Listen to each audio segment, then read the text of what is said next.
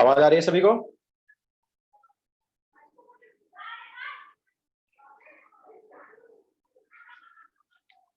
आवाज आ रही है क्या? ओके, सो ठीक है, थोड़ी देर में स्टार्ट करते हैं lecture. Foundation builder objective, sorry, foundation builder subjective solve करेंगे पीरियोडिक का।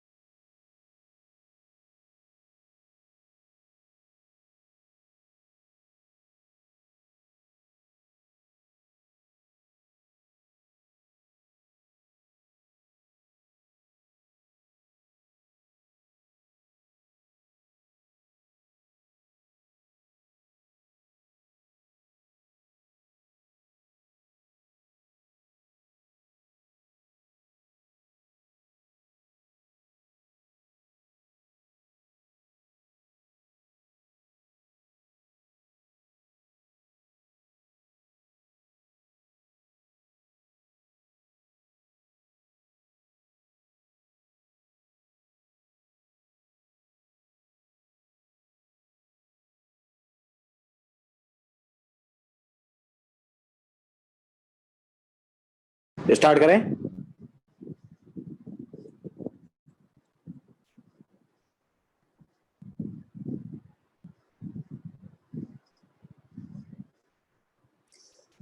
Sir, can you discuss numerical first as I have doubts only in that. ठीक है, नो प्रॉब्लम, पहले न्यूमेरिकल वाला पार्ट ले लेते हैं, कोई दिक्कत नहीं है। सो न्यूमेरिकल वाला पार्ट जो है,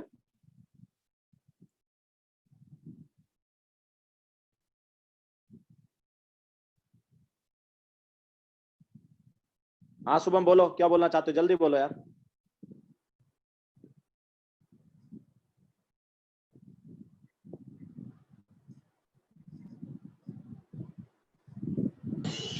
हेलो सर। हाँ, कॉन्सेप्ट डाउट ऑफ एटॉमिक क्या है, बोलो। सर मुझे लाइक वो सम होता है ना सर, उसमें अभी समझो बहुत कॉम्प्लेक्स कैलकुलेशन है सर, उसका कोई इजी मेथड है क्या करने के लिए? नहीं नहीं, कुछ नहीं, अप्रोक्सीमेशन करो, और क्या है। अप्रोक्सीमेशन कर सकते हो, और कुछ नहीं है मेथड। ओके, सो पीरियोडिक स्टार्ट करते हैं।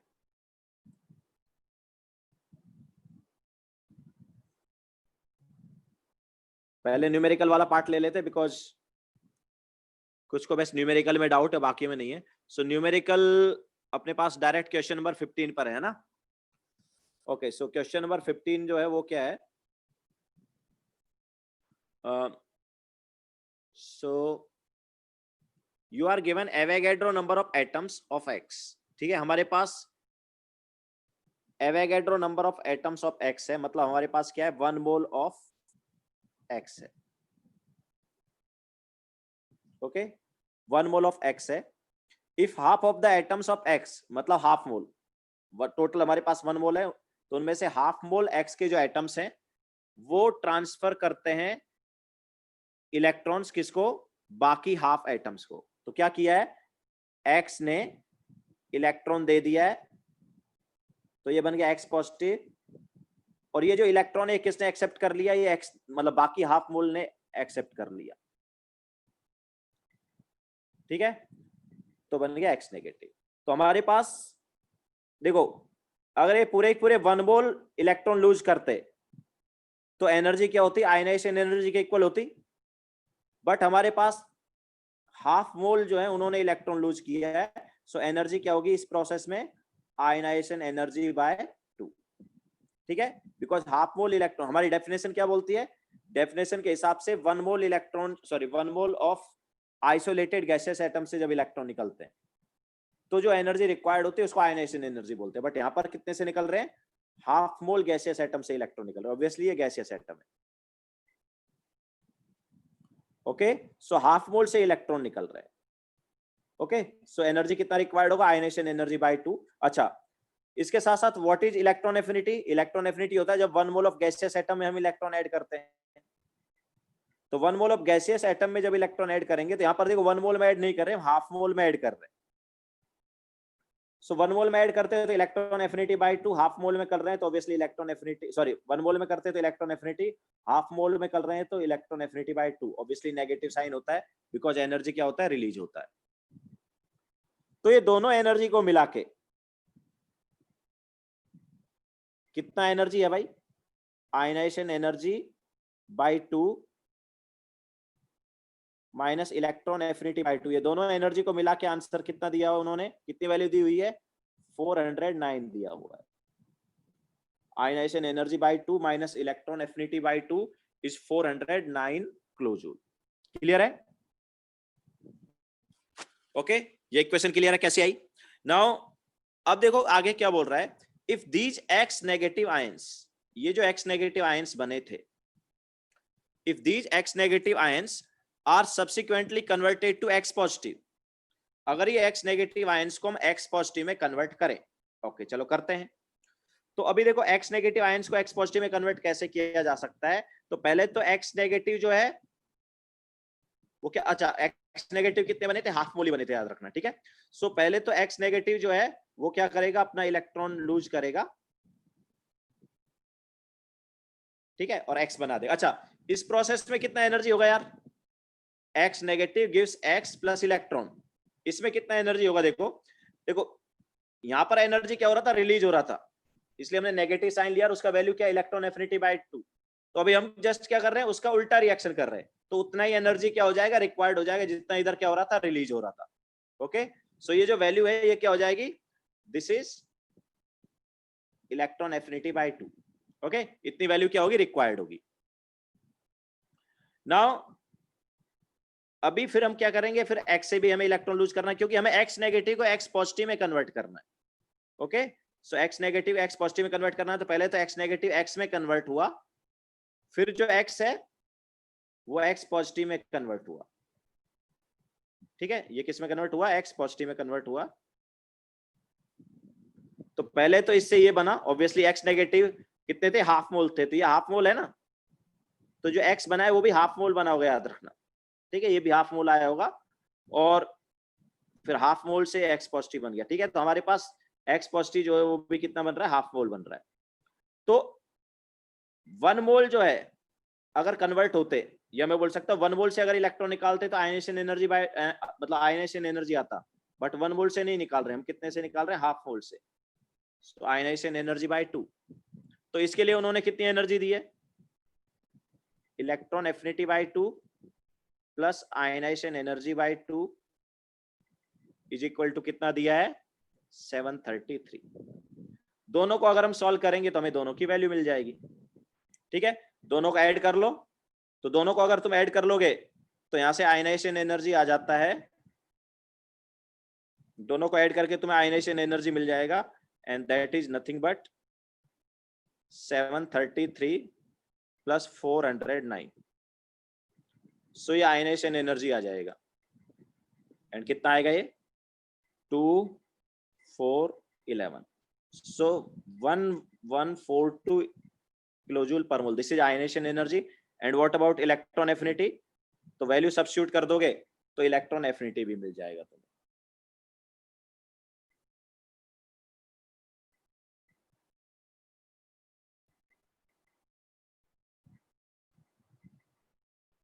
इलेक्ट्रॉन एफिनिटी आ जाता है 3, सॉरी ये तो इलेक्ट्रॉन एफिनिटी कितना आ जाता है, वैल्यू सब्स्टिट्यूट करने पर किसी भी इक्वेशन में वैल्यू सब्स्टिट्यूट कर दो तो ये आ जाता है 324 kilojoule per mole.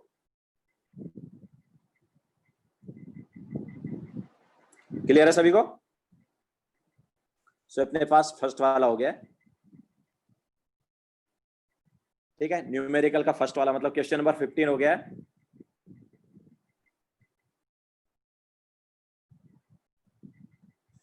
Yes, can you please, I am not able to understand. यार देखो इजी तो है, हमारे पास total 1 mole electron, sorry 1 mole of X था। यस, तो 1 मोल ऑफ एक्स था, उसमें से वो क्या बोल रहा है कि हाफ मोल एक्स को हमने क्या किया, हाफ मोल एक्स से हमने इलेक्ट्रॉन्स ट्रांसफर कर दिया किसमें, बचे हाफ मोल एक्स में। तो ऐसा करने पर ये जो हाफ मोल एक्स है ये कन्वर्ट हो गया एक्स पॉजिटिव में।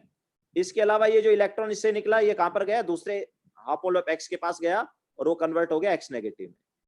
तो अभी हमारे पास मतलब रिजल्टेंट में क्या, हाफ मोल एक्स पॉजिटिव आ गया और हाफ मोल एक्स नेगेटिव आ गया।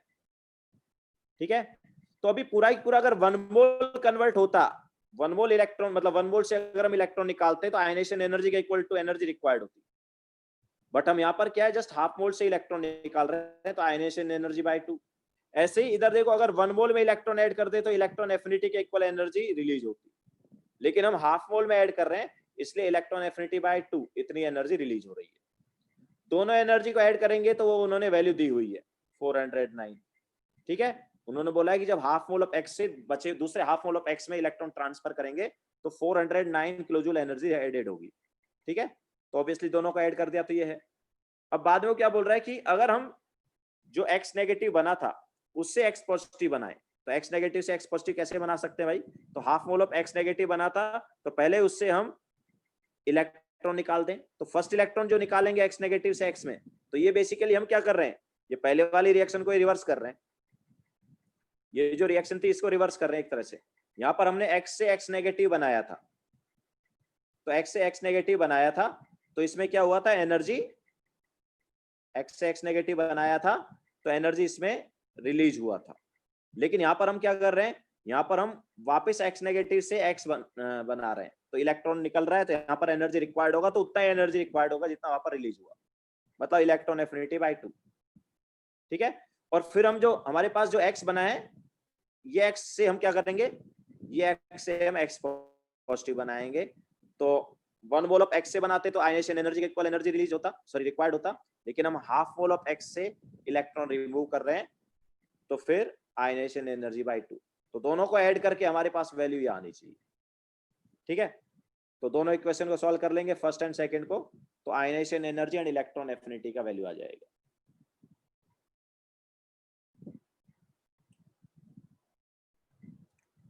नाउ नेक्स्ट लेते हैं,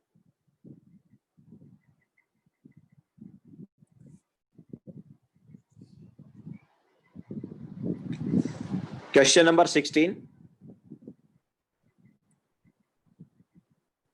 The first ionization energy of carbon atom is greater than that of boron।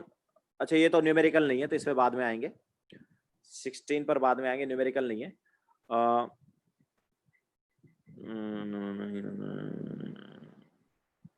17 भी न्यूमेरिकल नहीं है, 18, 19 भी नहीं है, 20। नाउ नेक्स्ट न्यूमेरिकल जो है वो कौन सा है? 20 है। तो पहले न्यूमेरिकल करा रहे हैं क्योंकि कुछ को बस न्यूमेरिकल में डाउट है, बाद में हम थ्योरी वाले क्वेश्चन लेंगे। तो क्वेश्चन नंबर 20 में देखो क्या है, 1 ग्राम ऑफ मैग्नीशियम एटम है।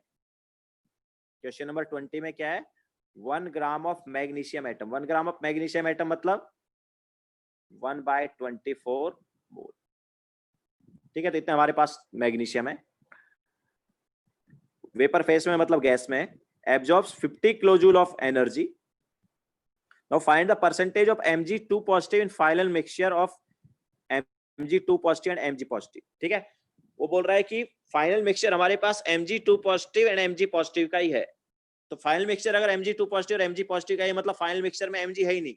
इसका मतलब क्या है कि Mg जो है वो तो पूरी तरह कन्वर्ट हो चुका है किसमें? Mg2 पॉजिटिव में। ठीक है, Mg से एक इलेक्ट्रॉन निकल चुका है ऑलरेडी।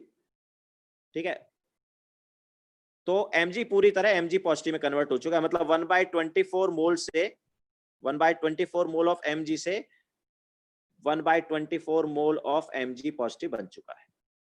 ठीक है, ऐसा हुआ है क्योंकि फाइनल मिक्सचर में हमारे पास क्या है? Mg पॉजिटिव है और Mg2 पॉजिटिव है, मतलब Mg है ही नहीं फाइनल मिक्सचर में। इसका मतलब क्या है कि Mg पूरा खत्म हो गया।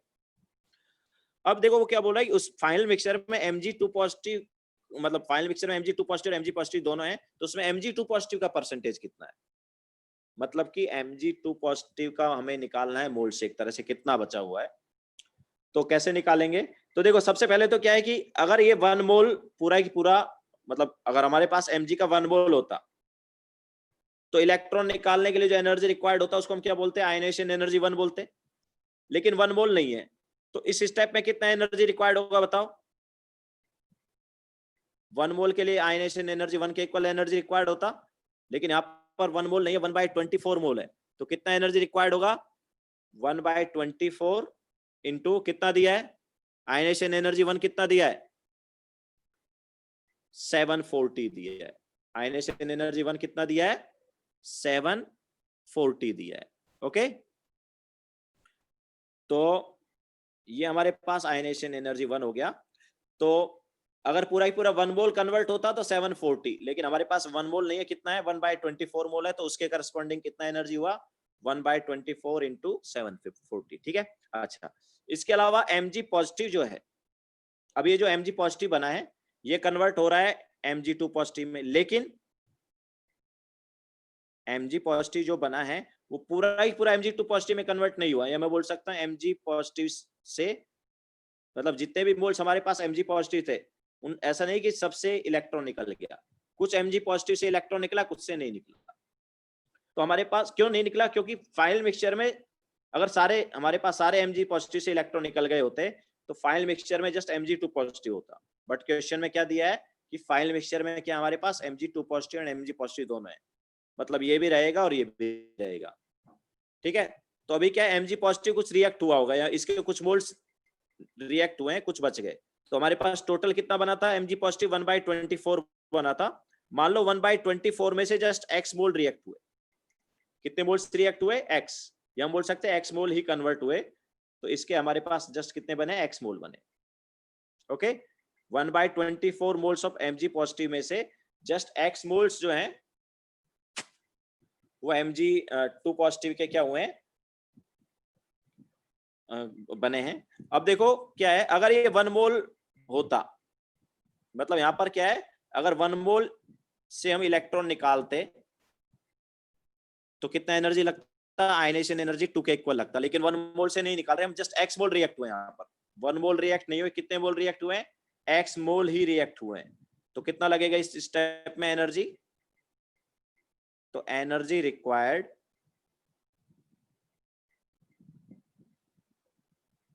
तो 1 मोल के लिए एनर्जी रिक्वायर्ड होता आयनेशन एनर्जी 2 के इक्वल, मतलब 1450। इतना एनर्जी रिक्वायर्ड होता अगर ये 1 मोल रिएक्ट हो चुका होता इसका। तो लेकिन 1 मोल नहीं हुआ है, जस्ट कितना हुआ है? x मोल हुआ है, तो एनर्जी इतना रिक्वायर्ड होगा। ठीक है, तो फर्स्ट स्टेप पे इतना एनर्जी रिक्वायर्ड है। सेकंड स्टेप में इतना एनर्जी रिक्वायर्ड है, तो टोटल कितना एनर्जी रिक्वायर्ड है भाई, ऐड कर देंगे। तो टोटल एनर्जी रिक्वायर्ड क्या आ जाएगा, तो 740 डिवाइड बाय 24, ये फर्स्ट स्टेप का एनर्जी, प्लस सेकंड स्टेप में कितना है, सेकंड स्टेप का है 1450 इंटू एक्स। तो ये टोटल एनर्जी कितना आ गया, टोटल एनर्जी देखो क्वेश्चन में कितना दिया था, just 50 kilo joule energy absorb किया था। ओके, तो फर्स्ट स्टेप में इतना एनर्जी एब्जॉर्ब किया है, ये इतना एनर्जी रिक्वायर्ड है, सेकंड स्टेप में इतना एनर्जी रिक्वायर्ड है, दोनों मिला के 50 किलो जूल है। तो यहाँ से एक्स की वैल्यू मिलेगी। Okay, so 1450 into X is equal to क्या आएगा, 50 माइनस 740 डिवाइड बाय 24, तो ये कितना हो गया,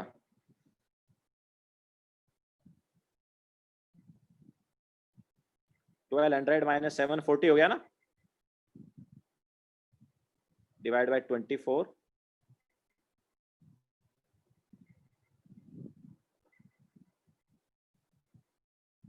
ठीक है। तो क्या आएगा ये,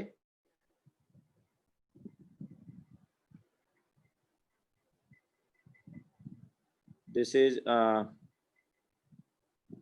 460 बाय 24। एक्स की वैल्यू क्या आ जाएगी, एक्स इज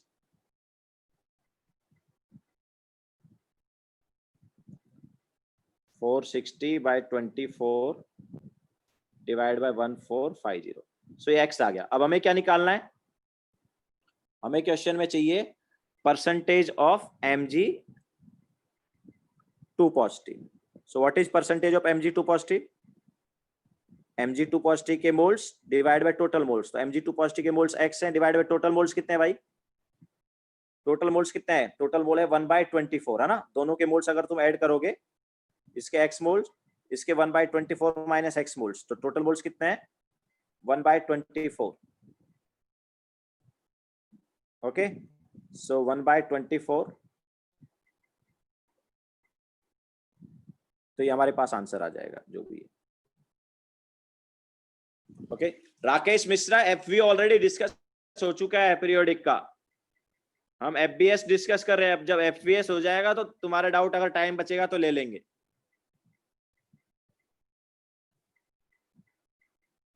क्लियर है सभी को। तो यहाँ से ऑब्वियसली परसेंटेज निकालना है, तो परसेंटेज के लिए क्या करना पड़ेगा, मल्टीप्लाई बाय 100 भी बाद में कर देना। तो एक्स की वैल्यू सब्स्टिट्यूट करना है, देन हो ही जाएगा।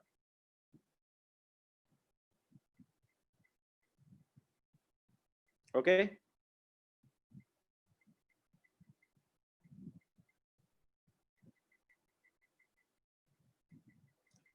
अरे आज नहीं डिस्कस हुआ है, एफबीओ सर ने डिस्कस कर लिया, वीजेसीएस सर ने, आज थोड़ी डिस्कस हुआ है।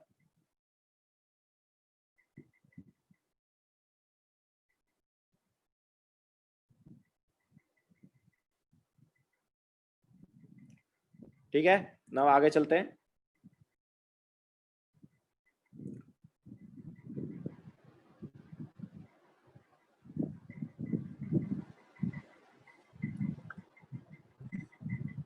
Question number 21।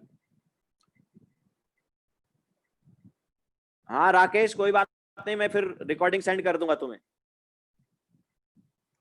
The first ionization potential of Na and electron affinity of F हमें दिया हुआ है, then delta H in kilo calorie पर मोल। तो देखो ये इजी है, हमारे पास बेसिकली क्या है, Na गैस में जब हम Na गैस से जब हम इलेक्ट्रॉन रिमूव करते हैं और क्या बनता है, Na पॉजिटिव गैस बनता है। तो इस स्टेप में एनर्जी क्या है रिक्वायर्ड है, जिससे हम बोलते हैं आयनेशन एनर्जी। तो वो हमें कितनी दी हुई है, 5.4 इलेक्ट्रॉन वोल्ट दी हुई है।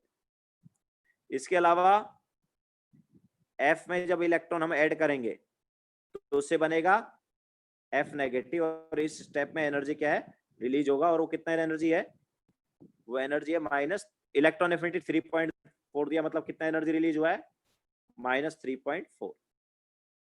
ठीक है, इलेक्ट्रॉन एफिनिटी अगर 3.4 है मतलब -3.4 एनर्जी रिलीज हुआ है इलेक्ट्रॉन वोल्ट में। नाउ दोनों रिएक्शन को अगर तुम ऐड करोगे तो तुम्हारे पास क्या बन जाएगा, Na gas plus F gas, electron से इलेक्ट्रॉन कैंसिल आउट हो गए, Na positive gas plus F negative gas, ठीक है। सो टोटल एनर्जी कितना रिक्वायर्ड होगा भाई, तो उसको हम डेल्टा H लिख लेते हैं, एंथैल्पी या एनर्जी। तो वो आ गया 5.4 माइनस 3.4, तो कितना हुआ, this is 2 electron volt. Now electron volt से अगर हमें कन्वर्ट करना है किलो कैलोरी पर मोल, तो उसका बताया कुछ कन्वर्जन सर ने,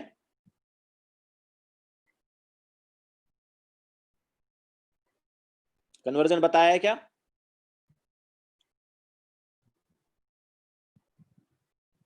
या तो कन्वर्जन देख लो या फिर तुम डायरेक्ट कन्वर्ट कर सकते हो।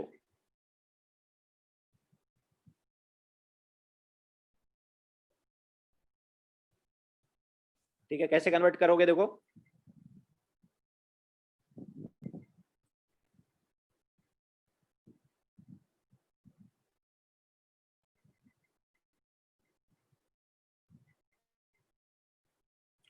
अरे यार हमने फर्स्ट स्टेप की एनर्जी और सेकंड स्टेप की एनर्जी को ऐड किया है, तो दोनों स्टेप की एनर्जी को ऐड, मतलब दोनों रिएक्शन को ऐड किया है, दोनों रिएक्शन को ऐड किया है,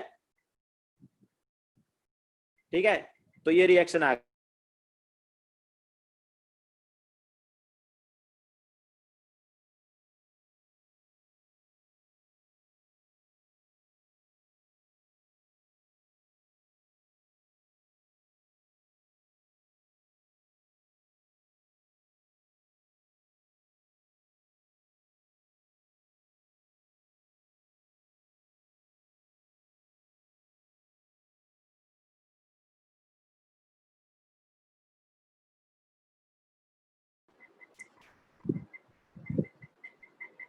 हाँ तो फिर से क्वेश्चन लिखना पड़ेगा, डिस्कनेक्ट हो गया था। देखो क्या है,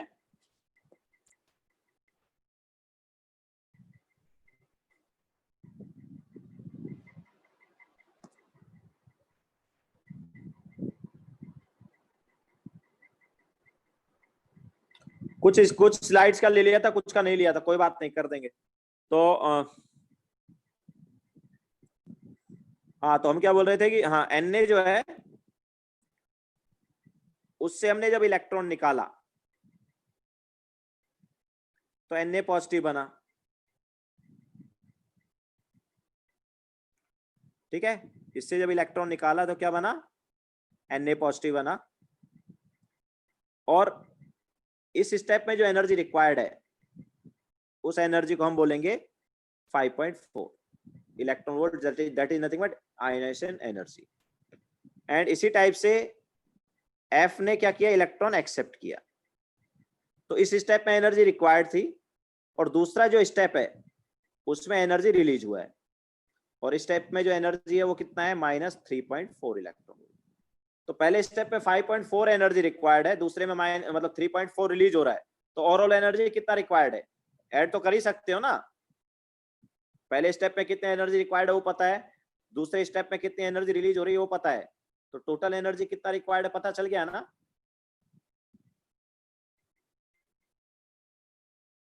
कितना आएगा ये, 5.4 minus 3.4, that is nothing but 2 electron volt. Okay, now ये इलेक्ट्रॉन वोल्ट में है, लेकिन हमें निकालना किस में है, हमें निकालना है किलो कैलोरी पर मोल में।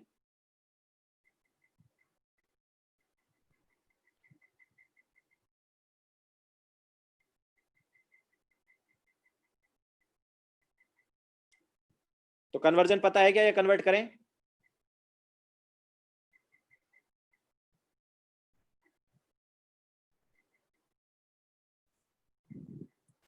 ठीक है, अप्रोक्सीमेटली देखो बता देता, वैसे याद रख सकते हो, रखना है तो 1 electron volt is equal to approximately 23 kilo calorie पर मोल। ठीक है, याद रख सकते हो अगर रखना है तो 1 electron volt is approximately 23 kilo calorie पर मोल। तो कितना हो जाएगा ये,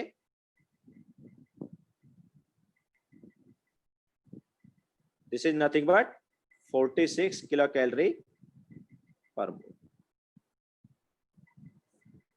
क्लियर है क्या?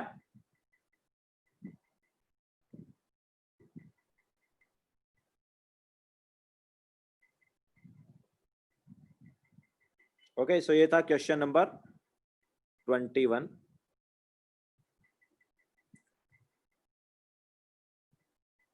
Question number 22.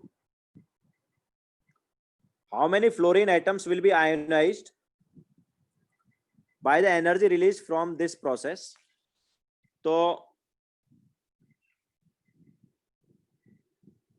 उन्होंने आंसर 41 है, 5.4, 3.4 2 इलेक्ट्रॉन वोल्ट. देख लो, देखो कन्वर्ट, अगर तुम्हें एग्जैक्टली देखना है कन्वर्जन कितना है, देखो 2 इलेक्ट्रॉन वोल्ट को जूल में कन्वर्ट करोगे, ये इलेक्ट्रॉन वोल्ट को जूल में कन्वर्ट किया, ठीक है, ये इलेक्ट्रॉन वोल्ट से क्या हो गया, जूल हो गया, जूल से कैलोरी में कन्वर्ट करोगे डिवाइड बाय 4.18, ये जूल से कैलोरी में कन्वर्ट कर दिया, किलो कैलोरी में करोगे divide by 1000 and then multiply करोगे 1 मोल के लिए, क्योंकि ये एक एटम का था, ये किसका था, एक एटम का था, तो 1 मोल के लिए मल्टीप्लाई करोगे 6.02 इंटू 10⁻23 से. तो आंसर जो थोड़ा सा डिफर जो हो रहा होगा इसकी वजह से हो रहा होगा, ठीक है, हो सकता है 6.02 को 6 लिया गया हो और 4.18 को 4.2 लिया गया हो, दैट्स व्हाई वो आंसर डिफर हो रहा होगा, ठीक है. देख लेते फिर भी इससे कितना आ रहा है, देखो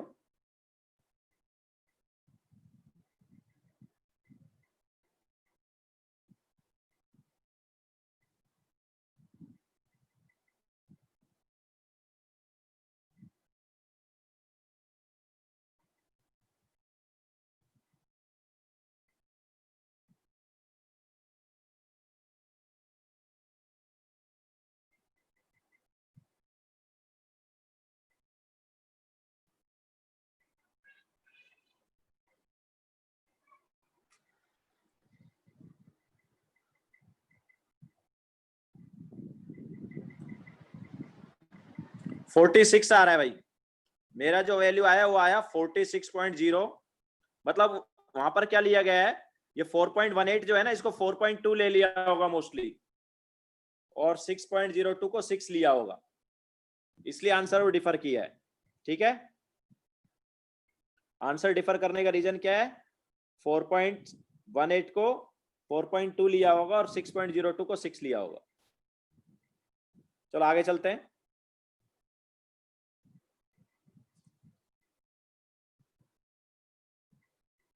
तो question number 22. How many fluorine atoms will be ionized by the energy released from the process?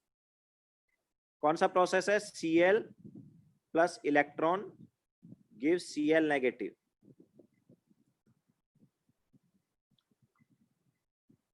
तो ये प्रोसेस में जो एनर्जी रिलीज हुई है for Na atoms of Cl, मतलब कि 1 मोल है, तो 1 मोल ऑफ Cl एटम से कितना जब कन्वर्ट होंगे किसमें, Cl नेगेटिव में, तो कितना एनर्जी रिलीज होगा, जितना इसका इलेक्ट्रॉन एफिनिटी है.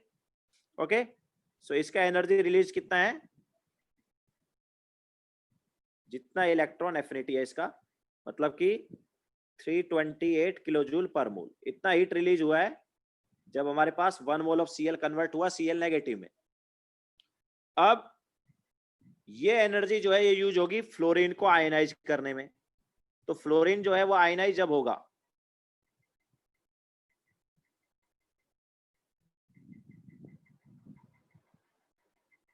तो देखो 1 मोल फ्लोरीन जब आयोनाइज होगा तो कितना एनर्जी है, उसका आयनाइजेशन एनर्जी कितना दिया है, 1681 किलोजूल पर मोल.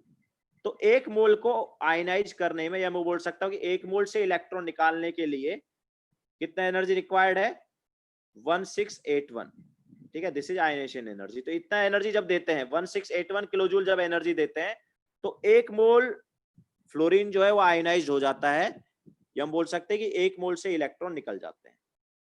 लेकिन हम यहां पर देख सकते हैं कि एनर्जी जो दिया इससे कम दिया है. Okay, so number of moles of fluorine ionize कितना होगा,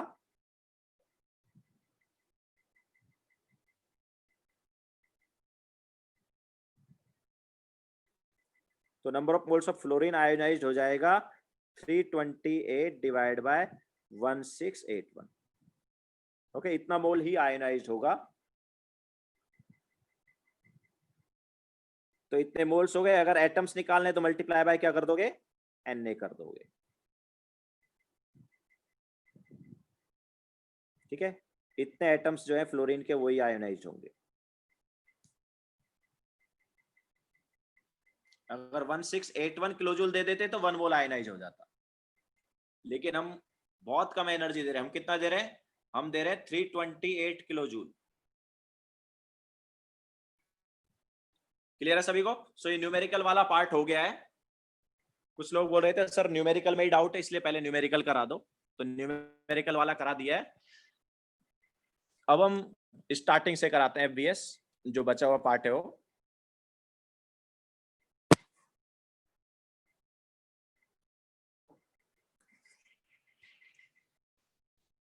ठीक है, चलें।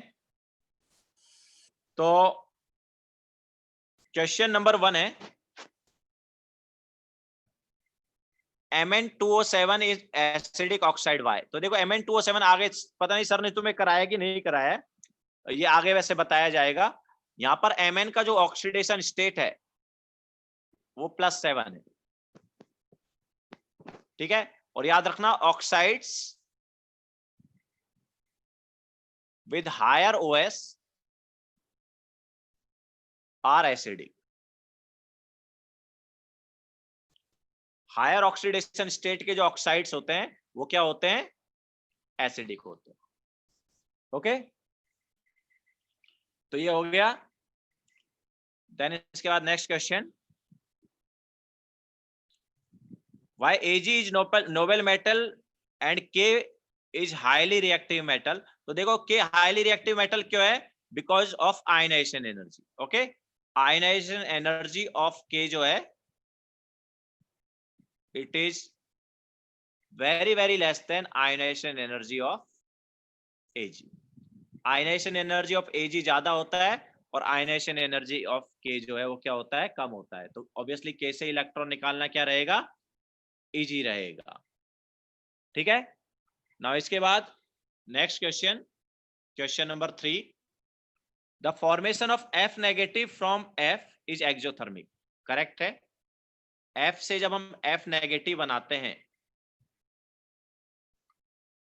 तो हमारे पास एक ही इलेक्ट्रॉन एफिनिटी आती है। ठीक है, कौन सी होती है इलेक्ट्रॉन एफिनिटी, हो फर्स्ट इलेक्ट्रॉन एफिनिटी होती है। ओके, F से जब F नेगेटिव बनाएंगे, सो this is nothing but electron affinity 1, and electron affinity 1 जो है वो नेगेटिव ही होता है, पता होना चाहिए। इलेक्ट्रॉन एफिनिटी 1 क्या होता है, नेगेटिव होता है। लेकिन अगर हम बात करेंगे O की, तो O में जब हम फर्स्ट इलेक्ट्रॉन ऐड करेंगे तो उसमें एनर्जी रिलीज होगा। O में जो हम फर्स्ट इलेक्ट्रॉन ऐड करते हैं सो वो भी इलेक्ट्रॉन एफिनिटी 1 होता है और उसमें एनर्जी क्या होती है, रिलीज होती है। लेकिन सेकेंड इलेक्ट्रॉन जब हम ऐड करते हैं तो वहां पर एनर्जी क्या हो जाती है, रिक्वायर्ड हो जाती है। सेकेंड इलेक्ट्रॉन मतलब पता होना चाहिए कि फर्स्ट इलेक्ट्रॉन एफिनिटी जो है वो ही क्या होता है, नेगेटिव होता है। सारी इलेक्ट्रॉन एफिनिटी बाकी क्या होते हैं, पॉजिटिव होते हैं। ठीक है, सो इलेक्ट्रॉन एफिनिटी सेकंड जो है वो क्या हो गया, पॉजिटिव हो गया। इसकी वजह से हमारे पास ये रिएक्शन एक्सोथर्मिक। और दूसरी चीज ये भी है कि इलेक्ट्रॉन एफिनिटी 2 की वैल्यू 1 से बड़ी होती है।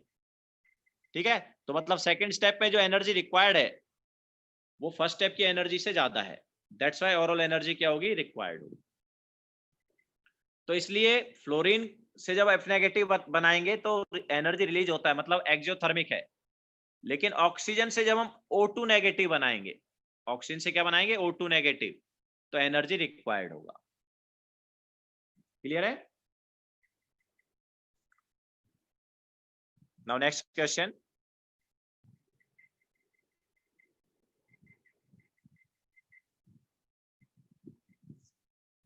Explain the similarities between Li and Mg। So Li and Mg दोनों का क्या होता है, डायगोनल रिलेशनशिप होता है।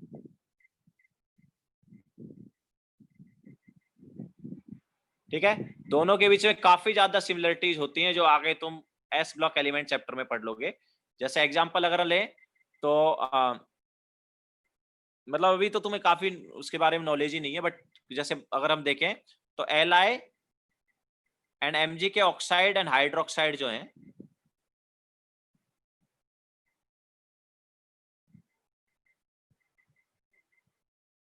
Are weak base. दोनों के ऑक्साइड एंड हाइड्रोक्साइड जो है वो क्या होते हैं, वीक बेस होते हैं। इसके अलावा और भी बहुत सारी प्रॉपर्टीज हैं, उनकी अभी तुम्हें जरूरत है नहीं, क्योंकि आगे एस ब्लॉक एलिमेंट में इनके बारे में बताया जाएगा।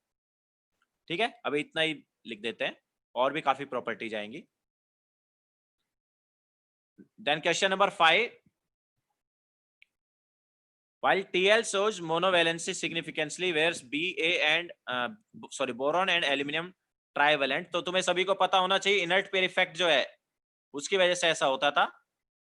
इनर्ट पेयर इफेक्ट के हिसाब से क्या होता था, बोरॉन वाले ग्रुप में जब हम +3 का वैलेंसी देखते हैं तो +3 वाला स्टेबिलिटी जो है वो डाउन द ग्रुप क्या होता है, डिक्रीज होता है।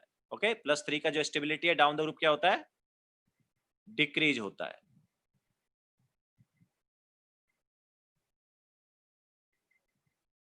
और +1 का स्टेबिलिटी क्या होता है डाउन द ग्रुप, इंक्रीज होता है। ठीक है, so because of inert pair effect ऐसा हुआ है।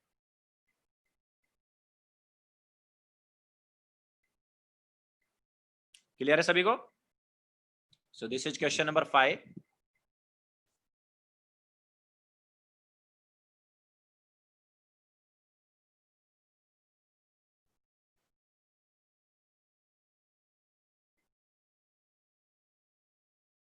देन इसके बाद question number 6, in general univalent ions of transition metals do not exist। why? क्योंकि ट्रांजिशन मेटल्स में अपने पास क्या होता है, 4s2 ये रहता है भाई। ओके, 4s2 एंड मतलब 4s2 की बजाय इसको ns2 लिख देता हूं, तो ns2 और n-1 d। ठीक है, d में ऑब्वियसली 1 से लेकर कितने इलेक्ट्रॉन है, 10। तो because of 2 electrons in s हमारे पास +1 वैलेंसी नहीं होता। 2 इलेक्ट्रॉन है s में, तो उसमें से दोनों इलेक्ट्रॉन ऑब्वियसली पेयर्ड है, तो एक अकेला इलेक्ट्रॉन निकालना क्या रहेगा, डिफिकल्ट होगा। इलेक्ट्रॉन निकालेंगे तो दोनों ही निकालेंगे। ओके, फर्स्ट इलेक्ट्रॉन निकालना मतलब काफी ज्यादा डिफिकल्ट रहेगा। दैट्स वाई हमारे पास क्या है, ये +1 वैलेंसी नहीं दिखाते हैं। ओके, ऑब्वियसली इलेक्ट्रॉन पहले किससे निकाला जाता है, एस से इलेक्ट्रॉन, मतलब फोर्थ जो आउटर ऑर्बिट है उससे इलेक्ट्रॉन निकाला जाएगा। तो आउटर ऑर्बिट यहाँ पर क्या है, एन। डी जो है वो क्या है, n-1 वाला ऑर्बिट रहेगा। ठीक है, now question number 7, the decreasing order of ionic radius. तो वो सारे जो हैं वो क्या है, आइसो इलेक्ट्रॉनिक है। तो इन आइसो इलेक्ट्रॉनिक क्या होता है,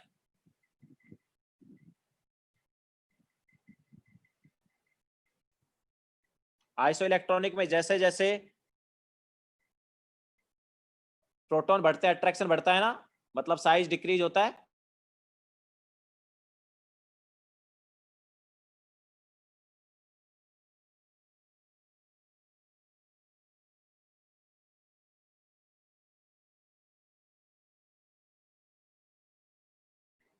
ओके, सो इन आइसो इलेक्ट्रॉनिक जैसे जैसे प्रोटॉन्स बढ़ेंगे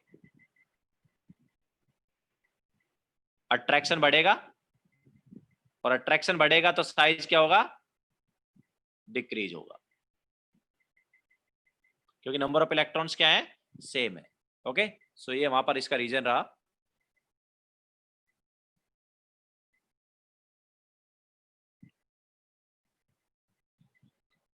then question number 8, compare the van der Waals crystal and ionic radius of Br। तो सभी को पता होना चाहिए तीनों रेडियस में सबसे छोटी कौन सी होती है। अच्छा, आयनिक तो अलग ही हो गया, आयनिक की बात नहीं कर रहे, हम बात करेंगे किसकी, पहले वंडरवॉल एंड कोवेलेंट की। तो वंडरवॉल एंड कोवेलेंट रेडियस में कंपेयर करेंगे तो कौन सी बड़ी होती है,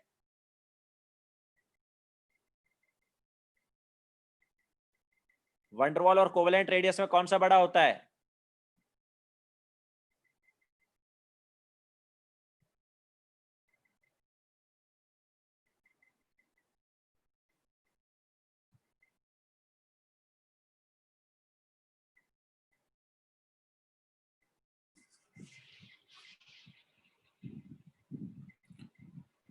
वंडर वॉल बड़ा होता है, याद है ना? ठीक है, सो कोवलेंट जो है, कोवलेंट रेडियस से बड़ा होता है wonder wall radius. Now covalent radius and wonder wall radius जो है वो क्या है? Covalent radius and wonder wall radius दोनों जो है वो कौन सी रेडियस है भाई? दोनों एटॉमिक रेडियस है ना?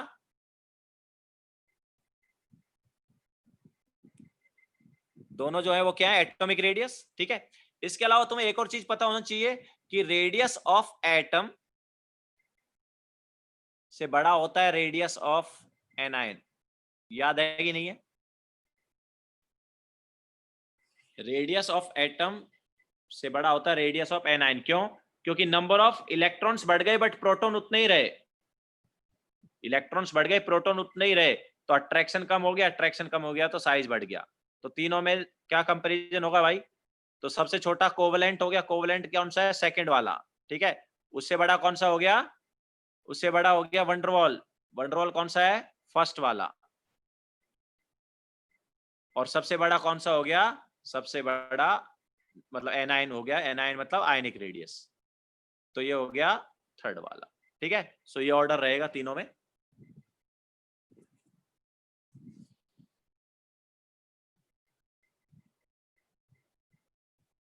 ठीक है, देन इसके बाद क्वेश्चन नंबर 9।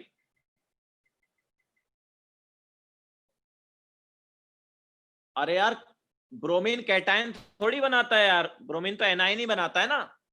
अरे हेलोजेंस जो है नेगेटिव आयन बनाते हैं। हाँ, then why is the decrease in size from Li to Be is greater than that of K to Ca? तो Li से Ba जब हम जा रहे हैं, Be जब जा रहे हैं, तो Li से Be जा रहे हैं तो साइज ज्यादा डिक्रीज हो रहा है compare to K to Ca। तो Li एंड Be जो है आर क्लोजर टू न्यूक्लियस।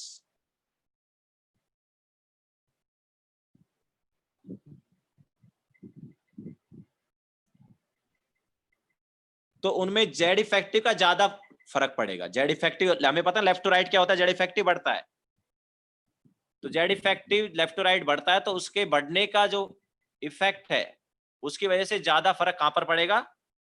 जब हमारे पास छोटा साइज होगा, या हम बोल सकते हैं जो इलेक्ट्रॉन्स है वो क्या होंगे? क्लोजर टू न्यूक्लियस होंगे। तो Li एंड Be आर मतलब valence electrons of Li and Be। ठीक है, 9 में valence electron of Li,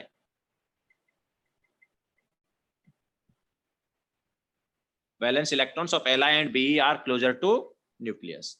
that's why उनमें ज्यादा फर्क पड़ेगा, एंड ज्यादा फर्क पड़ेगा तो साइज जो है वो ज्यादा कम होगा।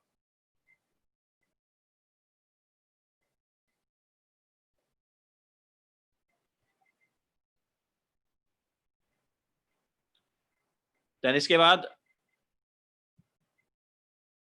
Which one has the larger radius? तो 10th में अगर हम देखेंगे तो Ni2 पॉजिटिव, Cu2 पॉजिटिव और Zn2 पॉजिटिव, तीनों में अगर हम कंपेयर करें Ni2 positive, Cu2 positive and Zn2 positive, ठीक है, तीनों में कंपेयर करोगे तो प्रोटॉन्स कैसे हैं?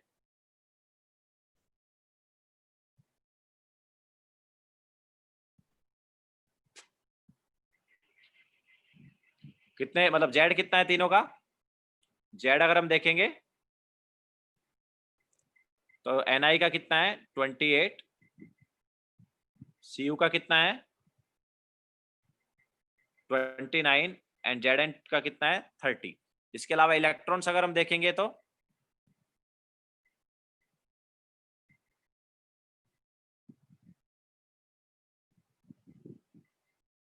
इलेक्ट्रॉन्स अगर देखें तो ठीक है, चलो इसके बाद डायरेक्ट जेड इफेक्टिव निकाल लें। जेड इफेक्टिव निकालना पड़ेगा। सो जेड इफेक्टिव क्या होगा भाई?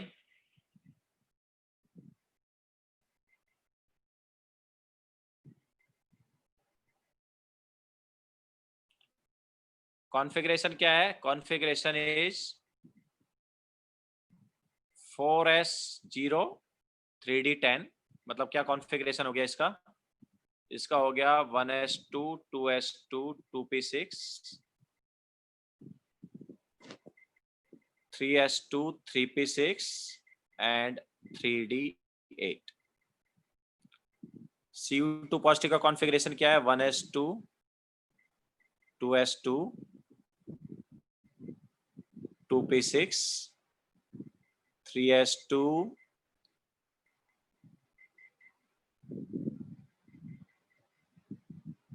एक मिनट, Ni से 2 इलेक्ट्रॉन निकले 3d8 हो गया, उसका 4s1 3d, तो ये 3d9 होगा। सो 3p6 3d9 एंड ये है 1s2 2s2 2p6 3s2 3p6 and 3d10।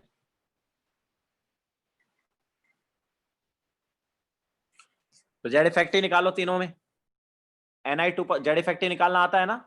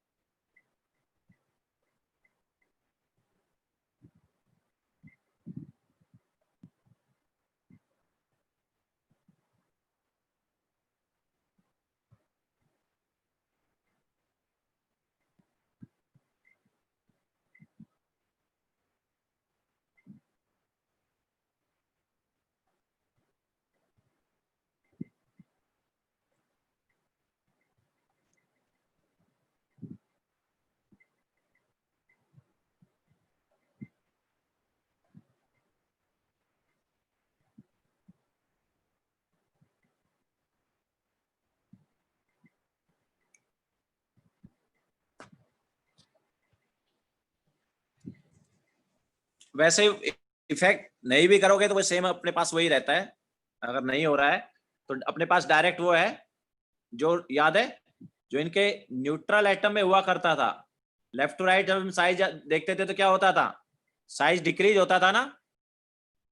Middle में क्या हो जाता था? मिडिल में क्या होता था? कांस्टेंट हो जाता था। एंड डी के एंड में साइज क्या होता था? बढ़ जाता था। सेम यहां पर होने वाला है। ठीक है, या तो जेड से देख लो या फिर मतलब जेड से मतलब जेड इफेक्टिव से, या फिर अपने पास ये चीज याद रखो, जो वहां पर होगा न्यूट्रल एटम में जो होगा सेम चीज यहां पर होगी।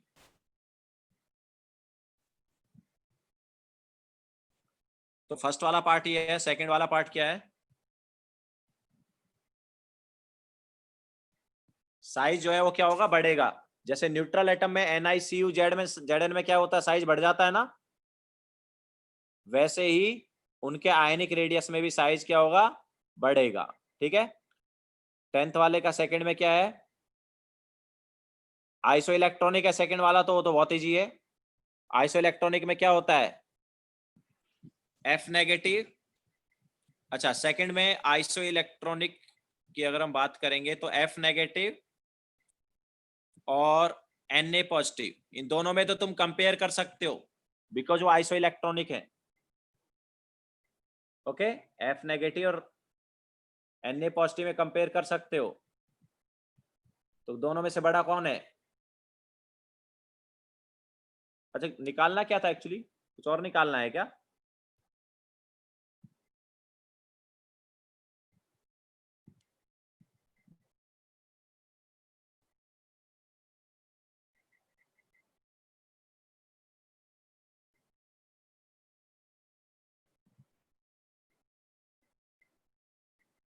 Which one has the largest radius? Okay, largest radius की बात हुई थी। So Ni2 positive, Cu2 positive, Zn2 positive। तो Zn का हो गया और F negative and Na positive. तो आयनिक रेडियस जो है नेगेटिव आयन में अगर हम देखेंगे, याद है नेगेटिव आयन का रेडियस जो है, अच्छा लेकिन यहाँ पर वंडरवॉल है, वंडरवॉल अलग हो गया। F नेगेटिव और Na पॉजिटिव में अगर हम देखेंगे तो किसका साइज बड़ा है?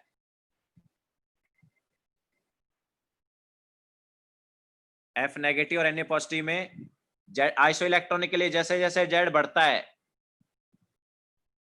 आइसो इलेक्ट्रॉनिक के लिए जैसे जैसे Z बढ़ता है क्या होता है? साइज डिक्रीज होता जाता है, मतलब F नेगेटिव का साइज जो है वो Na पॉजिटिव से बड़ा है। लेकिन नियॉन जो है वो वंडरवॉल गैस है,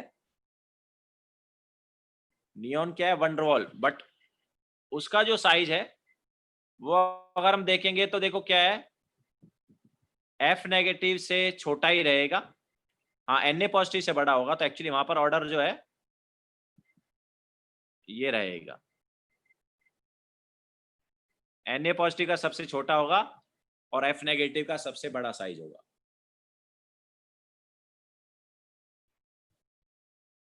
ठीक है, सो ये 10th वाला हो गया। नाउ 11th,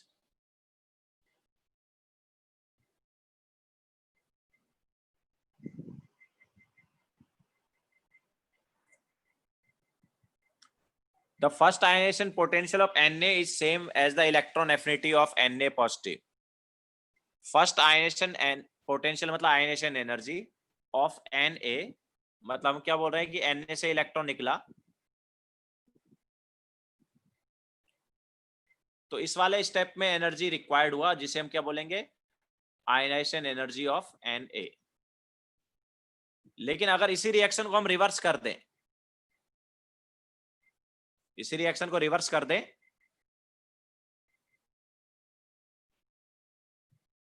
उन्होंने मतलब एक्सप्लेन वाई लिखा होगा आगे, शायद एक्सप्लेन वाई क्वेश्चन में शायद क्या होगा? एक्सप्लेन वाई होगा।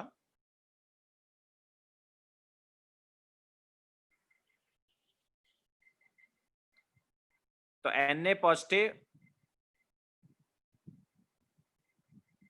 प्लस इलेक्ट्रॉन गिव्स Na, क्या बोल रहे? 10th में निकल दिया हुआ है फर्स्ट वाले में? नहीं यार, उसका सबसे छोटा ही होना चाहिए। मेरे हिसाब से Zn का सबसे ज्यादा होगा। 1 मिनट रुको, रॉन्ग दिया होगा वहां पर।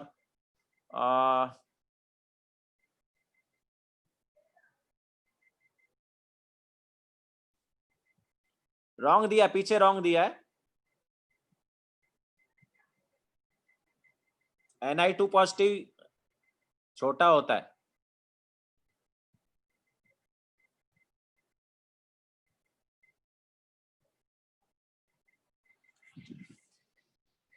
ठीक है, हाँ तो इधर आते हैं वापस। तो Na positive plus electron gives Na, तो हमने क्या किया? उसी रिएक्शन को रिवर्स कर लिया, उसी रिएक्शन को क्या कर लिया है? रिवर्स कर दिया ना। तो जितना एनर्जी यहां पर रिक्वायर्ड था, ऑब्वियसली ये पॉजिटिव था, इतना ही एनर्जी यहां पर क्या होगा? रिलीज होगा। This is electron affinity of Na positive. तो वैल्यू सेम रहेगी, बस ये है कि यहां पर रिलीज होगी, दैट्स वाई नेगेटिव साइन लेंगे, ऊपर रिक्वायर्ड था दैट्स वाई पॉजिटिव साइन लेंगे। क्लियर है? सेम वैल्यू रहेगी। The second ionization potential of alkali metals shows a big jump while the third ionization potential of alkaline earth metals। तो इसका reason क्या है? मतलब ये एक्सप्लेन वाई वाले कैटेगरी में है, 11 12 वाले क्वेश्चन दोनों। तो देखो second ionization potential of alkali metals, तो एल्कली मेटल्स की अगर हम बात करेंगे, जैसे मान लो Na हो गया, तो Na का कॉन्फ़िगरेशन क्या है, या एल्कली मेटल का कॉन्फ़िगरेशन क्या है? एल्कली मेटल्स का जो कॉन्फ़िगरेशन है वो हमारे पास क्या है? NS1 है, तो एक इलेक्ट्रॉन आराम से निकल जाएगा। ठीक है, that's why low ionization energy 1, ionization energy 1 बहुत लो होती है। लेकिन सेकेंड आयनाइजेशन एनर्जी बहुत ज्यादा होती है। क्यों? क्योंकि जैसे एक इलेक्ट्रॉन निकला नोबेल गैस कॉन्फ़िगरेशन हो जाएगा। ठीक है, so very high second I reason क्या है? Noble gas configuration. ओके, तो कॉन्फ़िगरेशन जो है कैसा हो जाता है? नोबल गैस वाला हो जाता है। एंड सेम यही रीजन है जिसकी वजह से एल्कलाइन अर्थ मेटल में ऐसा हो रहा है। एल्कलाइन की अगर हम बात करेंगे तो एल्कलाइन का क्या है कॉन्फ़िगरेशन? क्या है एल्कलाइन का? NH2। तो वहां पर 2 इलेक्ट्रॉन आराम से निकल जाएंगे, लेकिन थर्ड वाला इलेक्ट्रॉन निकालने में डिफिकल्टी होगी।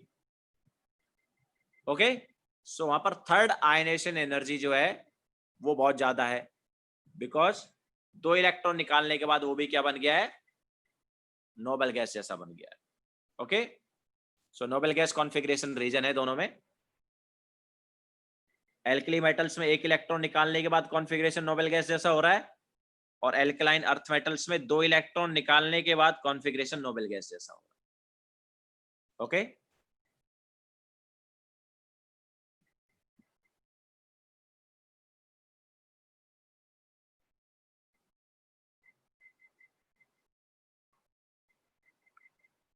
now 13, ionization energy of magnesium is greater than that of sodium and aluminium, explain why। तो देखो लेफ्ट टू राइट जब हम जाते हैं तो आयनाइजेशन एनर्जी क्या होती है? बढ़ती है ना। लेकिन अगर याद हो तो Mg और Al में एक्सेप्शन आ जाता था। क्यों? क्योंकि हम क्या करते हैं, यहां पर इलेक्ट्रॉन किससे निकालते हैं? NH2 से, और यहां पर इलेक्ट्रॉन कहां से निकाल रहे होते हैं? Np से। ओके, तो हाई पेनिट्रेशन पावर होती है इसलिए। ओके, ऐसे इलेक्ट्रॉन निकालना क्या रहेगा? डिफिकल्ट होगा कंपेयर टू P। तो high penetration power.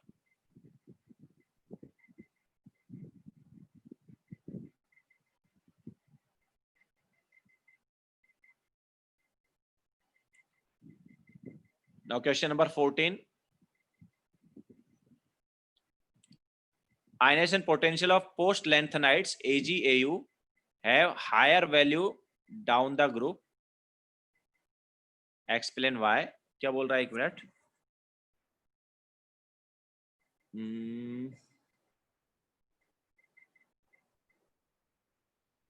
ionization potential values of post lanthanides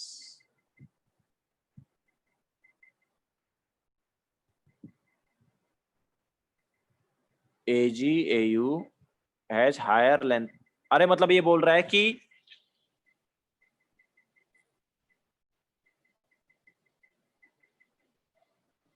हाँ, ये बता रहा है 4D सीरीज और 5D सीरीज के एक्सेप्शन की। मतलब ionization energy of 4D series से ग्रेटर होता है ionization energy of 5D series, उसकी बात कर रहा है। तो ये एक्सेप्शन था ना। रीजन क्या था? रीजन था poor screening effect of f orbital.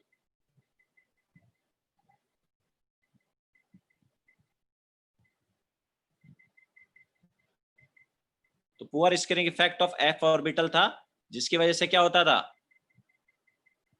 Z effective greater होता था और size, sorry, Z effective greater होता था, साइज भी डिक्रीज होता था, एंड आयनेशन एनर्जी बढ़ता था। ठीक है, 4f ऑर्बिटल लिख देते हैं, तो उसकी वजह से ये हुआ था।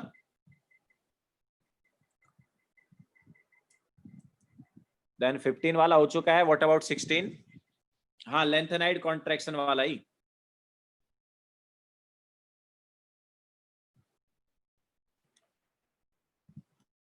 फिफ्टीन हो गया। 16 में क्या है?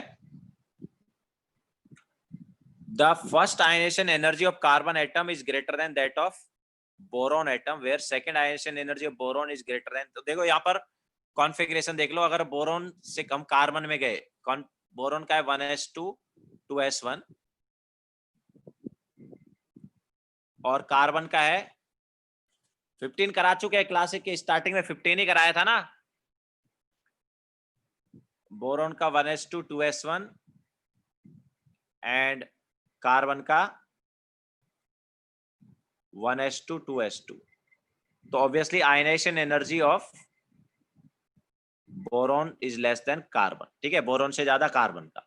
अब एक इलेक्ट्रॉन जब निकल गया, मतलब बी पॉजिटिव और सी पॉजिटिव की बात अगर हम करते हैं, तो ये हो गया 1s2 एंड ये हो गया 1s2 2s।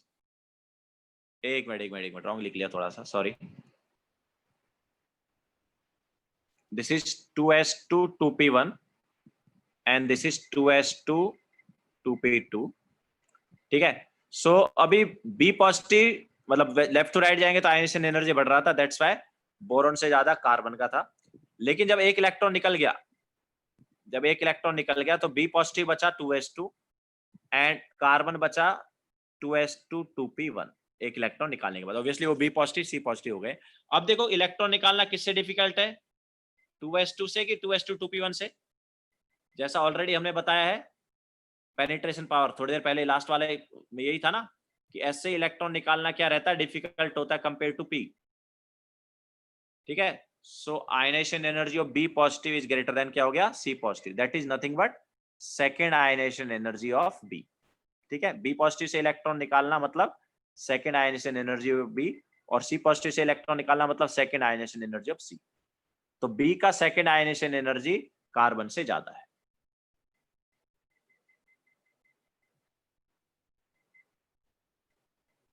ओके, अब आगे चलते हैं।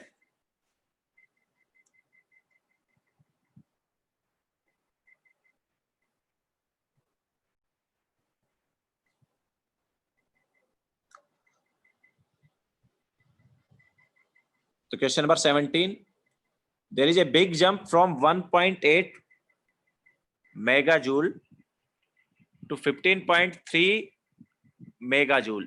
1.8 megajoule से 15.3 megajoule हो गया for second and third ionization energy of beryllium. ठीक है। सो बी का second and third ionization energy की बात हो रही है as compared with a change of boron. अच्छा देखो, तो बेसिकली सेकेंड और थर्ड आयनाइजेशन एनर्जी हमें कंपेयर करनी है बी और बोरॉन की। तो this is IE2 and this is IE3। किसका है, बी का है, मतलब बहुत बड़ा जंप आ रहा है। एंड बोरॉन में अगर इसी चीज को हम देखेंगे तो बोरॉन में बड़ा जंप नहीं है। बोरॉन में IE2 जो है it is 2.45 megajoule and IE3 जो है वो 3.7 मेगाजूल। तो बी का कॉन्फ़िगरेशन जो है वो क्या है, तो बी जो है वो है 2s2, या पूरा लिख लेते हैं चलो, 1s2 2s2 2p1, sorry not 2p1, it is only 1s2 2s2।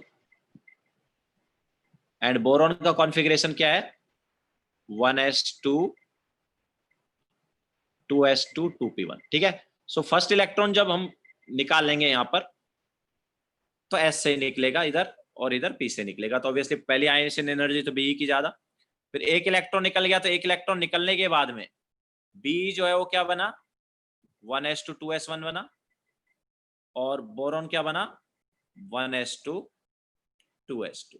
ठीक है। तो वापस ऑब्वियसली अब यहाँ पर हम जब आयनाइजेशन एनर्जी कंपेयर करेंगे तो इसकी ज्यादा आएगी बिकॉज यहाँ से 2s2 कॉन्फ़िगरेशन है। अच्छा, तो पहला इलेक्ट्रॉन यहाँ से निकल जाएगा आराम से, दूसरा इलेक्ट्रॉन भी निकल जाएगा इधर से। ठीक है। और इधर से भी निकल ही जाएंगे पहले और दूसरे इलेक्ट्रॉन। लेकिन देखो तीसरा इलेक्ट्रॉन निकालने की जब हम बात करेंगे तो तीसरा इलेक्ट्रॉन बी में, एक मिनट 1s2 2s2, तो एक इलेक्ट्रॉन निकाला तो इससे निकला, दूसरा इलेक्ट्रॉन निकाला तो इससे निकला। ठीक है। अब B2 पॉजिटिव से जब हम इलेक्ट्रॉन निकालेंगे मतलब 1s2 से इलेक्ट्रॉन निकालेंगे तो यहां से निकालना क्या रहेगा, डिफिकल्ट रहेगा। ठीक है। फर्स्ट इलेक्ट्रॉन निकालना इजी था, ठीक है, उतना भी इजी नहीं था बट ठीक है। सेकेंड इलेक्ट्रॉन निकालना इजी था बट थर्ड इलेक्ट्रॉन निकालना डिफिकल्ट हो गया। This is helium configuration. ये कौन सा कॉन्फ़िगरेशन है, हीलियम कॉन्फ़िगरेशन हो गया, नोबल गैस कॉन्फ़िगरेशन हो गया। And ionization energy of helium सबसे ज्यादा होता है। Okay. So third ionization energy बहुत ज्यादा क्यों आया? क्योंकि हम इलेक्ट्रॉन किससे निकाल रहे हैं? हीलियम कॉन्फ़िगरेशन से निकाल रहे हैं। That's why third ionization energy बहुत ज्यादा आया। और यहाँ पर क्या था? यहाँ पर ऐसा नहीं था। यहाँ पर तो हम कैसे किससे निकालेंगे इलेक्ट्रॉन? B2 पॉजिटिव से। सो B2 पॉजिटिव क्या है? 1s2 2s1। तो ऑब्वियसली 1s2 2s1 से इलेक्ट्रॉन निकल सकता है। ओके, सो यहाँ पर 2 के लिए यहां से इलेक्ट्रॉन निकाला 1s2 2s1 से, और 3 के लिए इलेक्ट्रॉन निकाला 1s2 से। तो दैट्स व्हाई बहुत बड़ा डिफरेंस है। 1s2 से इलेक्ट्रॉन निकालना काफी ज्यादा डिफिकल्ट है, लेकिन यहां पर देखो ज्यादा डिफिकल्टी नहीं हुई दोनों जगह। ठीक है, 1s2 2s2 से निकल गया, देन 1s2 2s1 से भी निकल जाएगा। तो यहाँ पर नोबेल गैस कॉन्फ़िगरेशन नहीं आया था, but in the case of beryllium हमारे पास नोबेल गैस कॉन्फ़िगरेशन आ गया। क्लियर है? That's why second and third ionization energy का डिफरेंस इन बेरिलियम बहुत ज्यादा आ रहा है। ओके, नाउ नेक्स्ट क्या है?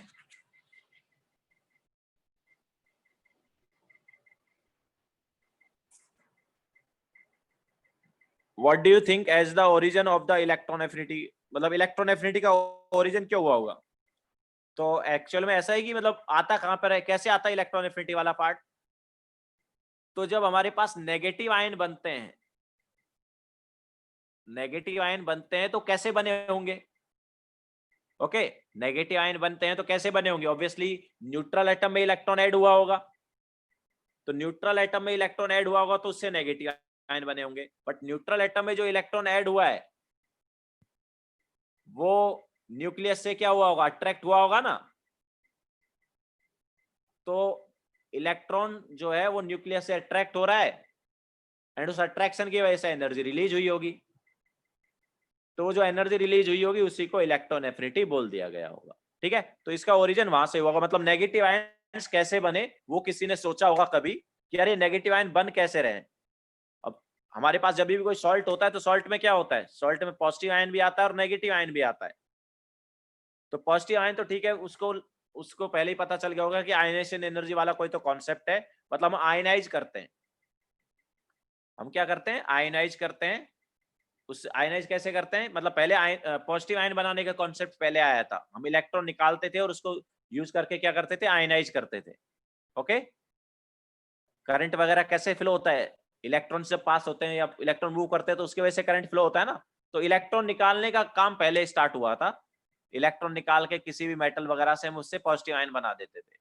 तो पॉजिटिव आयन का कॉन्सेप्ट तो ठीक है, आ गया था। अब हमारे पास लेकिन सॉल्ट जो है उनमें क्या होता है? सॉल्ट न्यूट्रल एटम मतलब न्यूट्रल होते हैं। तो सॉल्ट में पॉजिटिव आयन भी होता है, नेगेटिव आयन भी होता है। तो पॉजिटिव आयन तो ठीक है, आयनाइजेशन मतलब मेटल वगैरह से इलेक्ट्रॉन निकाल के आ गया होगा या आयनाइजेशन एनर्जी से आ गया होगा positive ion. But what about negative ion? तो नेगेटिव आयन जो है वो इलेक्ट्रॉन एफिनिटी वाले कॉन्सेप्ट से आया होगा। समझ आया? तो ये मतलब इसका ओरिजिन रहा होगा, ऐसा सोचा होगा किसी ने। नाउ नेक्स्ट है electronegativity, question number 19। So B and nitrogen has extremely low value of electronegativity against. ये तो इलेक्ट्रोनेगेटिविटी में इलेक्ट्रॉन एफिनिटी कहां से आ गया? This is only electron affinity का question. B and nitrogen have extremely low value of electron affinity against the trend. क्यों है भाई? क्योंकि दोनों का कॉन्फ़िगरेशन क्या है? स्टेबल कॉन्फ़िगरेशन है ना। बी का क्या है? 2s2 और नाइट्रोजन का क्या है? 2s2 2p3। सो दोनों का कॉन्फ़िगरेशन क्या है? स्टेबल कॉन्फ़िगरेशन है। और स्टेबल कॉन्फ़िगरेशन होने की वजह से इलेक्ट्रॉन एफिनिटी जो है वो क्या है? लो है। क्लियर है सभी को? सो लो इलेक्ट्रॉन एफिनिटी आता है because of stable configuration. Then क्या बचा अभी? Question number 23। Both transition as well as non transition element shows variable valency explain. तो देखो क्या है, ट्रांजिशन एलिमेंट्स जो है मतलब डी ब्लॉक वाले एलिमेंट जो है उनमें वैलेंसी होता है because of N and D वाले इलेक्ट्रॉन। ठीक है, सॉरी एस एंड डी वाले इलेक्ट्रॉन की वजह से वेरिएबल वैलेंसी होता है। वहां पर एस के इलेक्ट्रॉन भी पार्टिसिपेट कर सकते हैं बॉन्डिंग में एंड डी के भी कर सकते हैं। ठीक है, तो due to both S and D variable valency आता है। मतलब यहाँ पर ऐसा है कि जस्ट अगर एस के इलेक्ट्रॉन पार्टिसिपेट करेंगे तो उसकी वजह से कुछ हो सकता है, और एस और डी के इलेक्ट्रॉन पार्टिसिपेट करेंगे तो उसकी वजह से हो सकता है। हम बोल सकते हैं इनके केस में जनरली आयनिक बॉन्ड वगैरह बनते हैं, इलेक्ट्रॉन लूज होते हैं।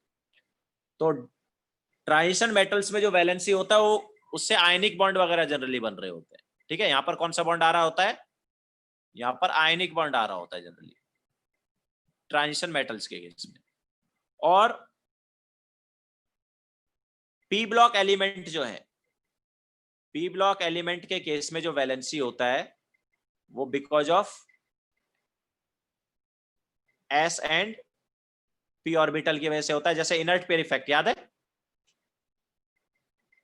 कौन सा इफेक्ट था यहाँ पर, इनर्ट पेयर इफेक्ट आता है, और इनर्ट पेयर इफेक्ट की वजह से हमारे पास वेरिएबल वैलेंसी आता है। ठीक है, सो पी ब्लॉक एलिमेंट्स में जो वेरिएबल वैलेंसी आता है वो आता है because of inert pair effect.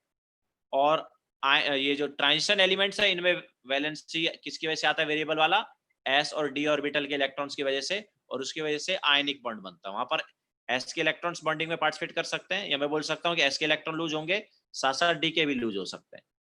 ठीक है, तो उसकी वजह से वेरिएबल वैलेंसी आ सकता है। सो ये हमारे पास FVS जो है वो डिस्कस हो चुका है। अब इसके अलावा बोलो और कुछ डाउट वगैरह तुम्हें है तो।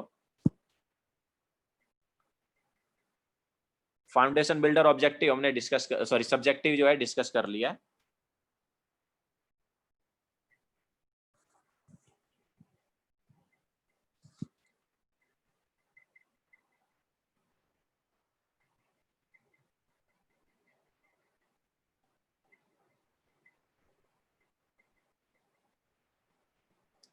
और बोलो कोई डाउट्स वगैरह।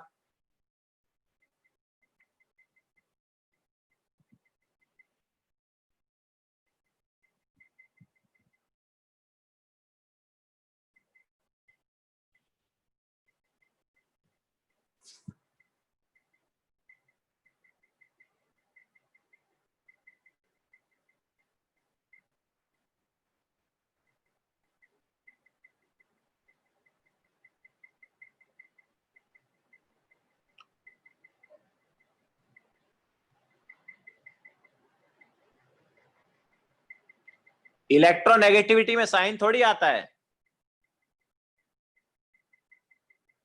इलेक्ट्रोनेगेटिविटी का साइन का थोड़ी कुछ था। इलेक्ट्रोनेगेटिविटी तो पॉलिंग स्केल वाला था ना, पॉलिंग स्केल मुलिकन स्केल वाला, वो था इलेक्ट्रोनेगेटिविटी। इलेक्ट्रॉन गेन एंथैल्पी, हाँ, तो वहां पर विदाउट साइन की बात करते हैं। मतलब हम कितना, मतलब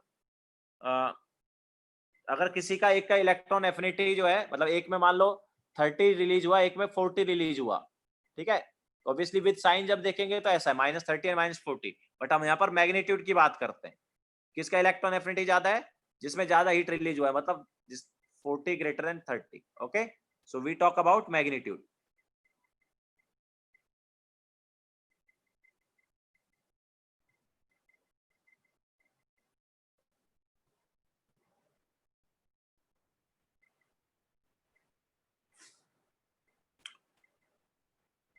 यस, लेक्चर खत्म होने के बाद सेंड कर देंगे वो।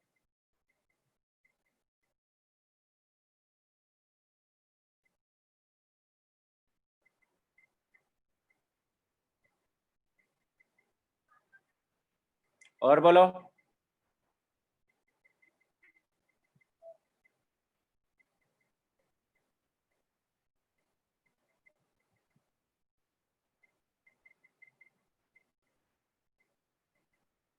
Steve sir, can you give a recap of all chapters in short please. अब रिकैप वगैरह क्या होता है, कुछ डाउट पूछो यार, ये रिकैप क्या होता है, आधे घंटे में रिकैप हो जाएगा तीनों चैप्टर का। डाउट कुछ है तो डाउट पूछ लो। सीरियल थोड़ी चल रहा है कि लास्ट टाइम क्या कराया था वो उसका रिकैप करा दो।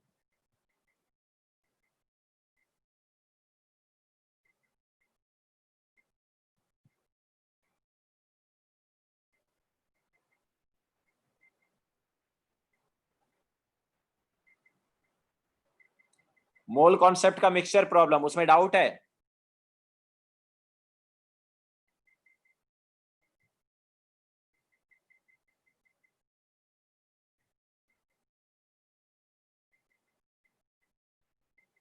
ओके चलो ले लो क्वेश्चन, फिर क्वेश्चन लो, करते हैं।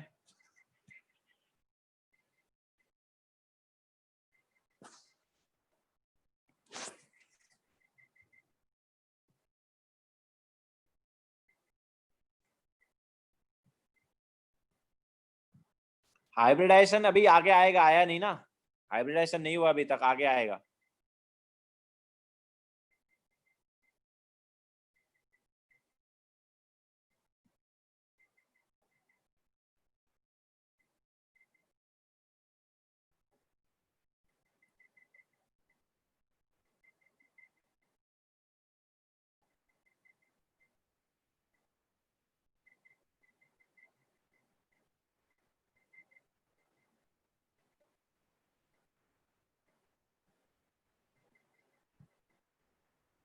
ठीक है चलो ले लो क्वेश्चन फिर, अगर तुम्हें मिक्सचर वाले प्रॉब्लम में है तो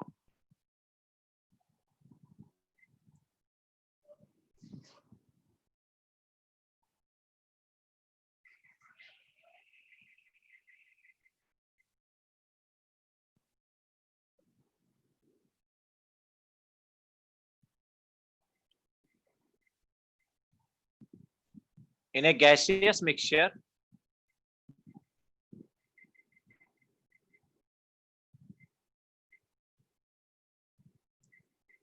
of CH4 and C2H6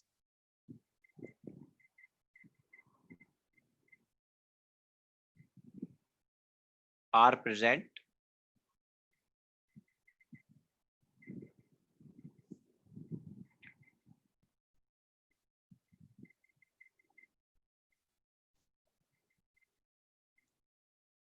when this mixture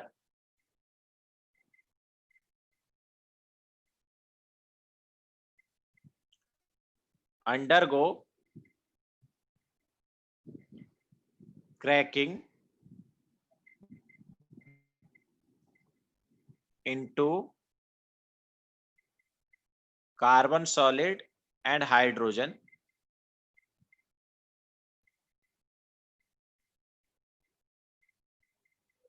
the total number of moles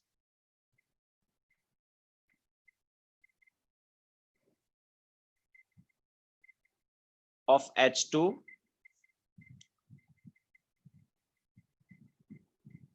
obtained is 42.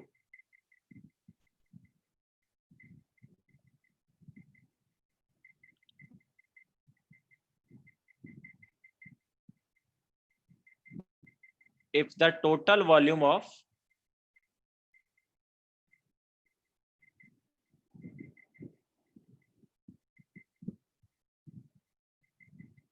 initial mixture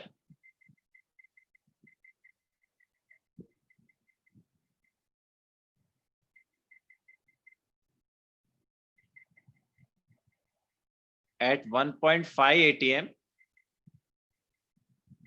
यह सॉल्व करना है, at 1.5 atm and 27 degree is 246 liter. Determine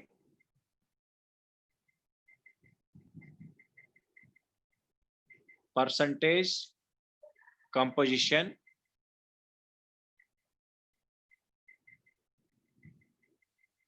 of moles of mixture. ठीक है, मोल्स का परसेंटेज कंपोजिशन बताओ। Initial जो mixture हमारे पास था, इस मिक्सचर में दोनों का मोल्स का परसेंटेज कितना होगा।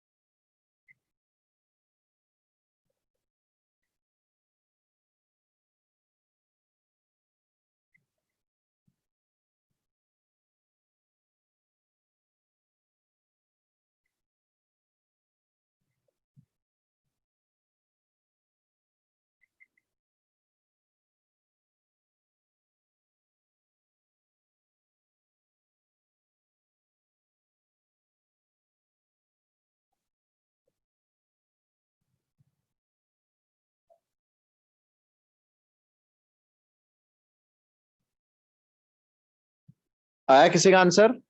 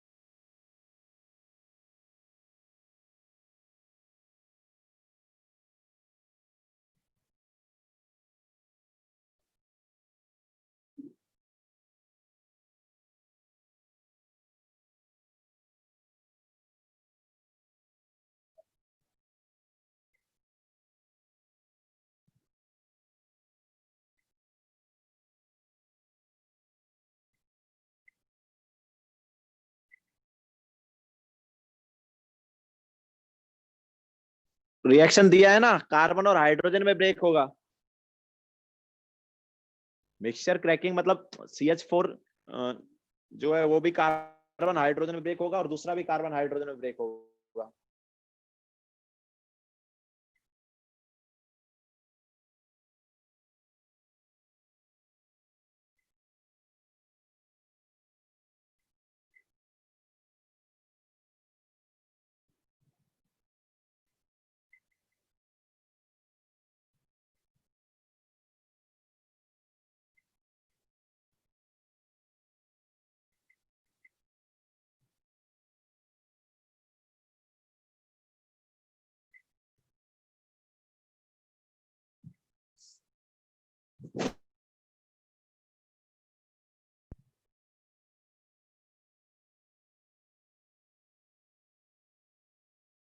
कराया क्या?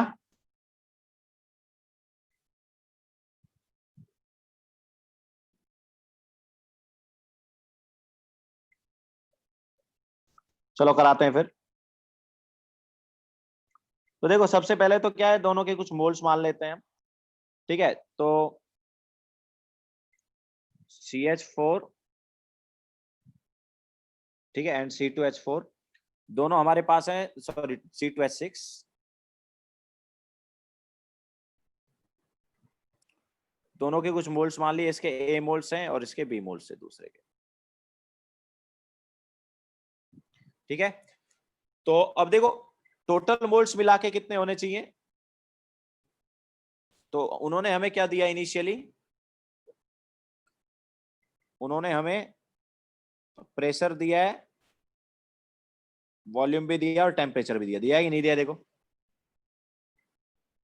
प्रेशर पता है, वॉल्यूम पता है, टेम्परेचर पता है। ओके, तो दोनों के नंबर ऑफ मोल्स मिला के क्या होने चाहिए, PV इक्वल टू nRT से निकाल सकते हैं नंबर ऑफ मोल्स।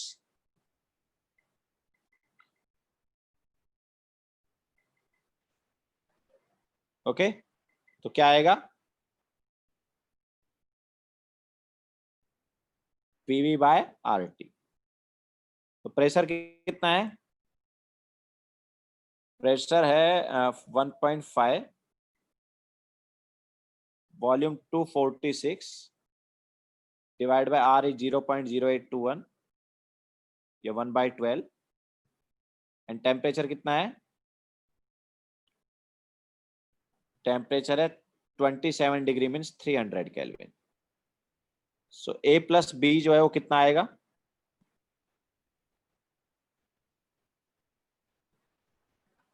15 आ जाएगा। A प्लस B कितना आएगा, 15 आएगा, क्योंकि ये देखो ये कैंसिल आउट हो जाएगा, ये वाला पार्ट इज नथिंग बट 246। 246 नहीं, एक्चुअली 10 मतलब 24.6 आएगा नीचे वाला। सो 24.6 और ऊपर 246 से क्या हो जाएगा, 10 टाइम्स कैंसिल आउट हो जाएगा। Okay, so A plus B मतलब दोनों के नंबर ऑफ मोल्स मिला के कितने आने चाहिए, 15 आने चाहिए। क्लियर है सभी को ये? अब इसके अलावा वो आगे जो बात कर रहा है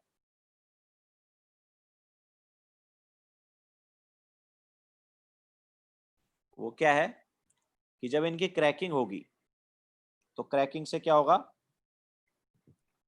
तो CH4 जो है वो जब ब्रेक होगा तो कार्बन और हाइड्रोजन बनेगा, एंड C2H6 जब ब्रेक होगा तब भी कार्बन और हाइड्रोजन बनेगा।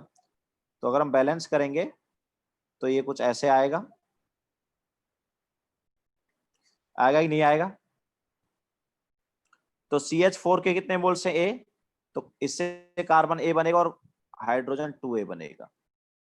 इसके अलावा C2H6 जो है उसका कितना लिया हमने, B लिया है, तो इससे कार्बन कितना बनेगा 2B, और हाइड्रोजन कितना बनेगा 3B। समझ आया क्या, ये मोल्स आ गए, ये क्या आ गए, मोल्स आ गए। तो हमें A प्लस बी का वैल्यू ऑलरेडी पता था।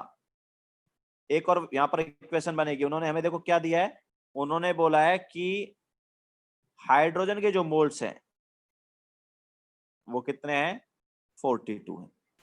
हाइड्रोजन के मोल्स कितने हैं, 42। So 2A plus 3B is equal to क्या है, 42। सो दूसरा इक्वेशन ये आ गया। दोनों इक्वेशन को सॉल्व कर सकते हैं हम, ओके। सो दोनों इक्वेशन को अगर हम सॉल्व करेंगे सो B का वैल्यू जो है 12 आ जाएगा। B का वैल्यू क्या आ जाएगा सॉल्व करने पर, 12। तो B का वैल्यू 12 आ जाएगा और A का वैल्यू क्या आ जाएगा, फिर A का वैल्यू 3 आ जाएगा, ओके।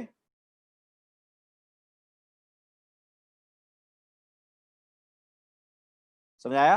तो B का वैल्यू 12, A का value 3।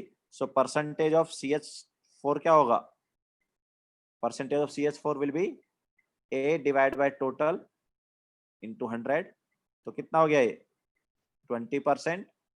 And percentage of B क्या होगा, परसेंटेज ऑफ B मतलब C2H6 क्या होगा, 12 divide by 15 into 100, that is 80%। Clear है सभी को, ठीक है। सो ये हमारे पास परसेंटेज कंपोजिशन वाला क्वेश्चन हो गया, okay.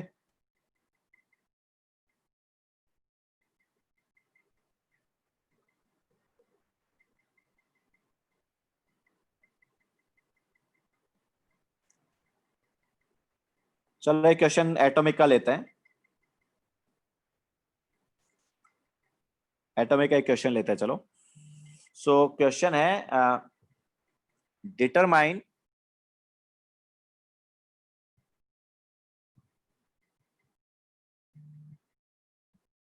number of orbitals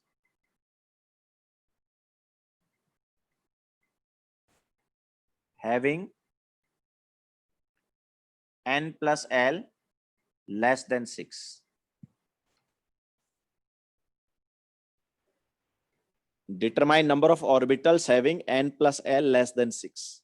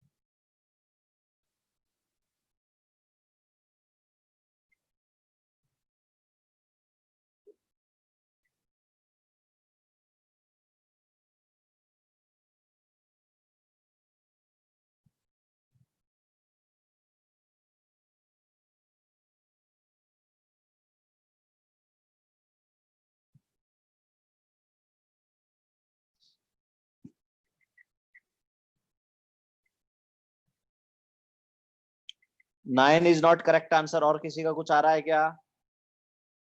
maximum लोगों ने 9 ही बताया है।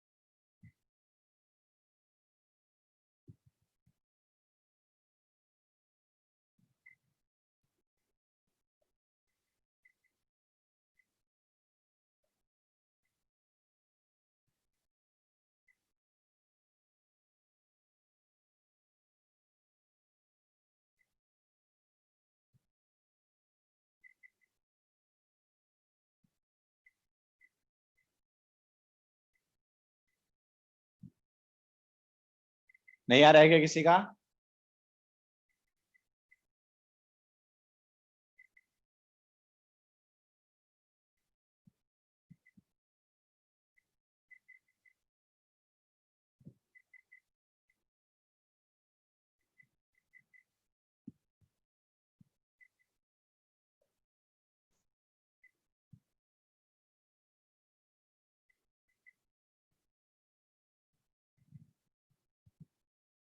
नाइन नहीं है आंसर, 9 नहीं है।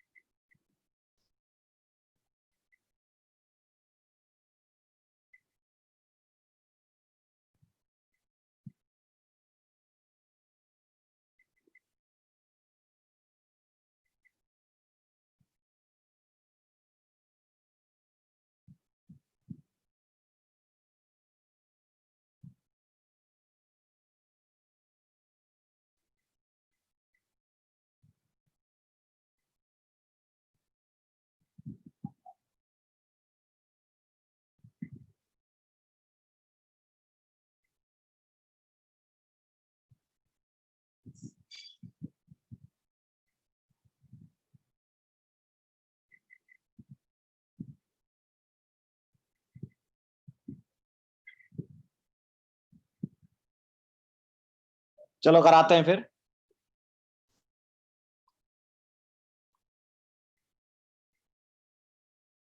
देखो, number of orbitals having n plus l less than 6। तो अगर हम n का वैल्यू 6 रखते हैं तो l का वैल्यू क्या होगा? l का वैल्यू 0 ले सकते हैं क्या?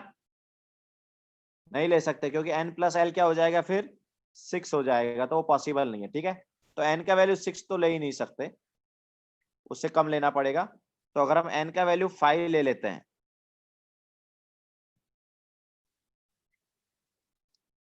तो l का वैल्यू 0 लिया जा सकता है, बट l का वैल्यू ऑब्वियसली 1 नहीं लिया जा सकता। क्यों? क्योंकि l का वैल्यू 1 लिया तो n प्लस है 6 हो जाएगा, n प्लस l, जो कि पॉसिबल नहीं है इसके हिसाब से। तो अच्छा, n इक्वल टू 5 तो फिफ्थ ऑर्बिट, और l इज इक्वल टू 0 मतलब 5s, तो ये 5s वाला सबसेल आ गया। सिमिलरली अगर हम यहाँ पर n की वैल्यू 4 ले लेते हैं तो n इज इक्वल टू 4 के साथ हमारे पास क्या है? l इज इक्वल टू 0 हो सकता है, बिल्कुल हो सकता है, l इज इक्वल टू 1 भी हो सकता है। 2 नहीं हो पाएगा, क्योंकि 2 लेने पर n प्लस l 6 हो जाएगा। तो ये किसका हो गया? ये 4s वाला हो गया, और ये 4p वाला।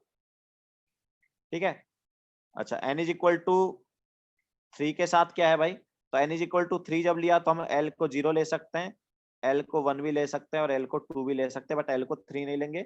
वैसे 3 तो पॉसिबल होगा भी नहीं, क्योंकि n की वैल्यू जब 3 है तो l कहां से कहां तक जा सकता है? 0 से 2 तक ही जा सकता है। तो हमारे पास थर्ड ऑर्बिट में 3s, 3p और 3d, ये तीन सबसे आगे इसके हिसाब से। अच्छा, इनके इलेक्ट्रॉन, सॉरी ऑर्बिटल अगर देखें तो 5s का एक ऑर्बिटल, 4s का एक ऑर्बिटल, 4p के 3 ऑर्बिटल, 3s में कितने ऑर्बिटल होंगे? एक। 3p में कितने ऑर्बिटल होंगे? 3। 3d में कितने ऑर्बिटल होंगे? 5। तो कितने ऑर्बिटल हो गए ऑलरेडी ऐड करके?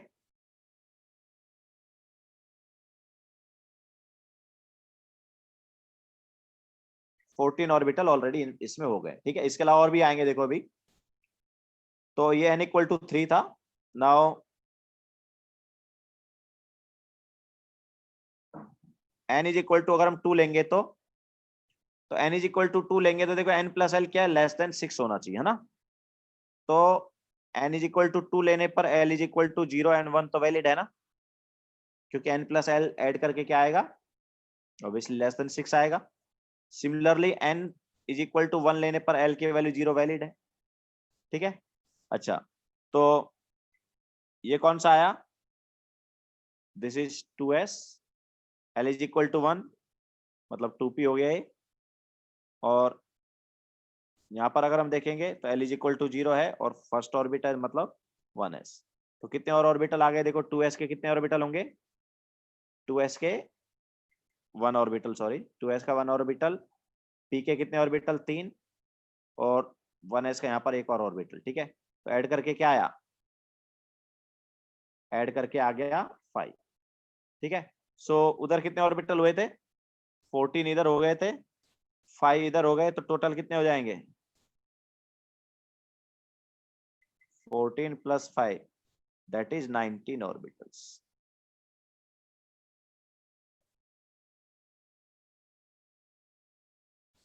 क्लियर है सभी को?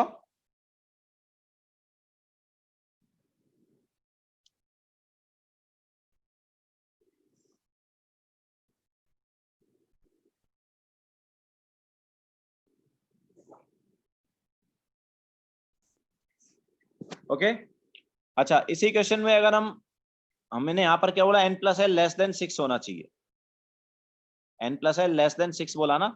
अगर इसी क्वेश्चन में n plus L equal to 6 वाला हो जाए तो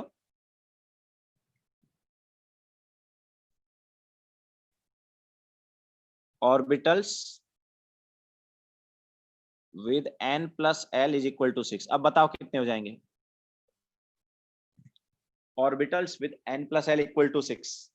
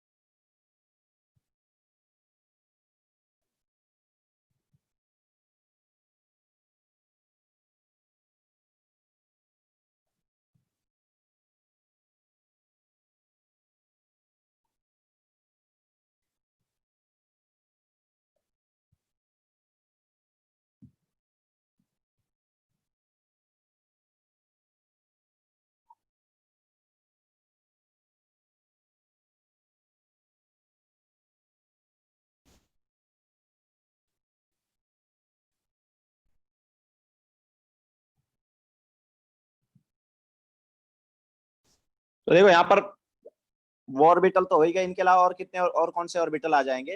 तो अगर हम यहाँ पर n इज इक्वल टू 6 ले लेंगे तो l इज इक्वल टू 0 वाला ऑर्बिटल भी आ जाएगा, मतलब 6s भी आ जाएगा। ठीक है, एक्स्ट्रा ऑर्बिटल ले रहे हैं पहले के अलावा। इसके अलावा n इज इक्वल टू 5 लेंगे तो l इज इक्वल टू 1 लिया जा सकता है, मतलब 5 सॉरी ये तो ऑलरेडी हो गया था ना, 1 मिनट 1 नहीं हुआ था ना, नहीं ये नहीं हुआ था। हाँ सो ये कौन सा हो गया, ये 5p हो गया। इसके अलावा n इज इक्वल टू 4 में l इज इक्वल टू 2 भी लिया जा सकता है, मतलब ये क्या हो गया 4d हो गया। n इज इक्वल टू 3 में अच्छा ये अब नहीं हो पाएगा, अब जितने होने थे हो गए, क्योंकि n इज इक्वल टू 3 में l इज इक्वल टू 3 तो ले ही नहीं सकते। ठीक है, तो ये एक्स्ट्रा ऑर्बिटल्स और आ जाएंगे, तो कितने हो गए देखो, तो 6s में 1, 5p में 3, 4d में 5, तो कितने और एक्स्ट्रा ऑर्बिटल आ गए। अगर n प्लस एल हम 6 रखे तो ये कितने हो गए 9 हो गए ना, तो 9 ऑर्बिटल एक्स्ट्रा आ गए। तो पहले कितने थे हमारे पास, पहले 19 ऑर्बिटल थे, 9 ऑर्बिटल और एक्स्ट्रा आ गए, तो क्या हो गया आंसर 28 हो गया। क्लियर है सभी को।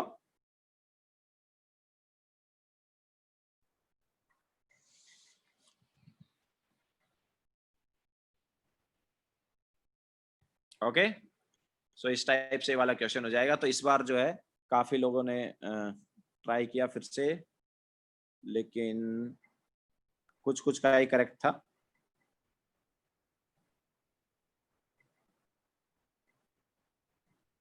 एक का ही एक्चुअली करेक्ट था, कुछ कुछ नहीं, एक का ही था।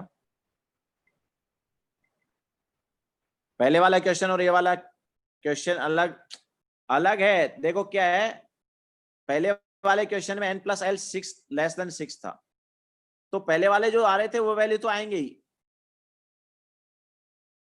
इसके अलावा इसमें n plus L is equal to 6 वाला ही हमने लिया है। वहां पर जो n प्लस एल, एक मिनट आई थिंक थोड़ा शायद मिस्टेक कर दी है क्या हम। n प्लस एल 6 होना चाहिए ना। Okay okay okay okay sorry sorry sorry, I think 9 he answer होगा।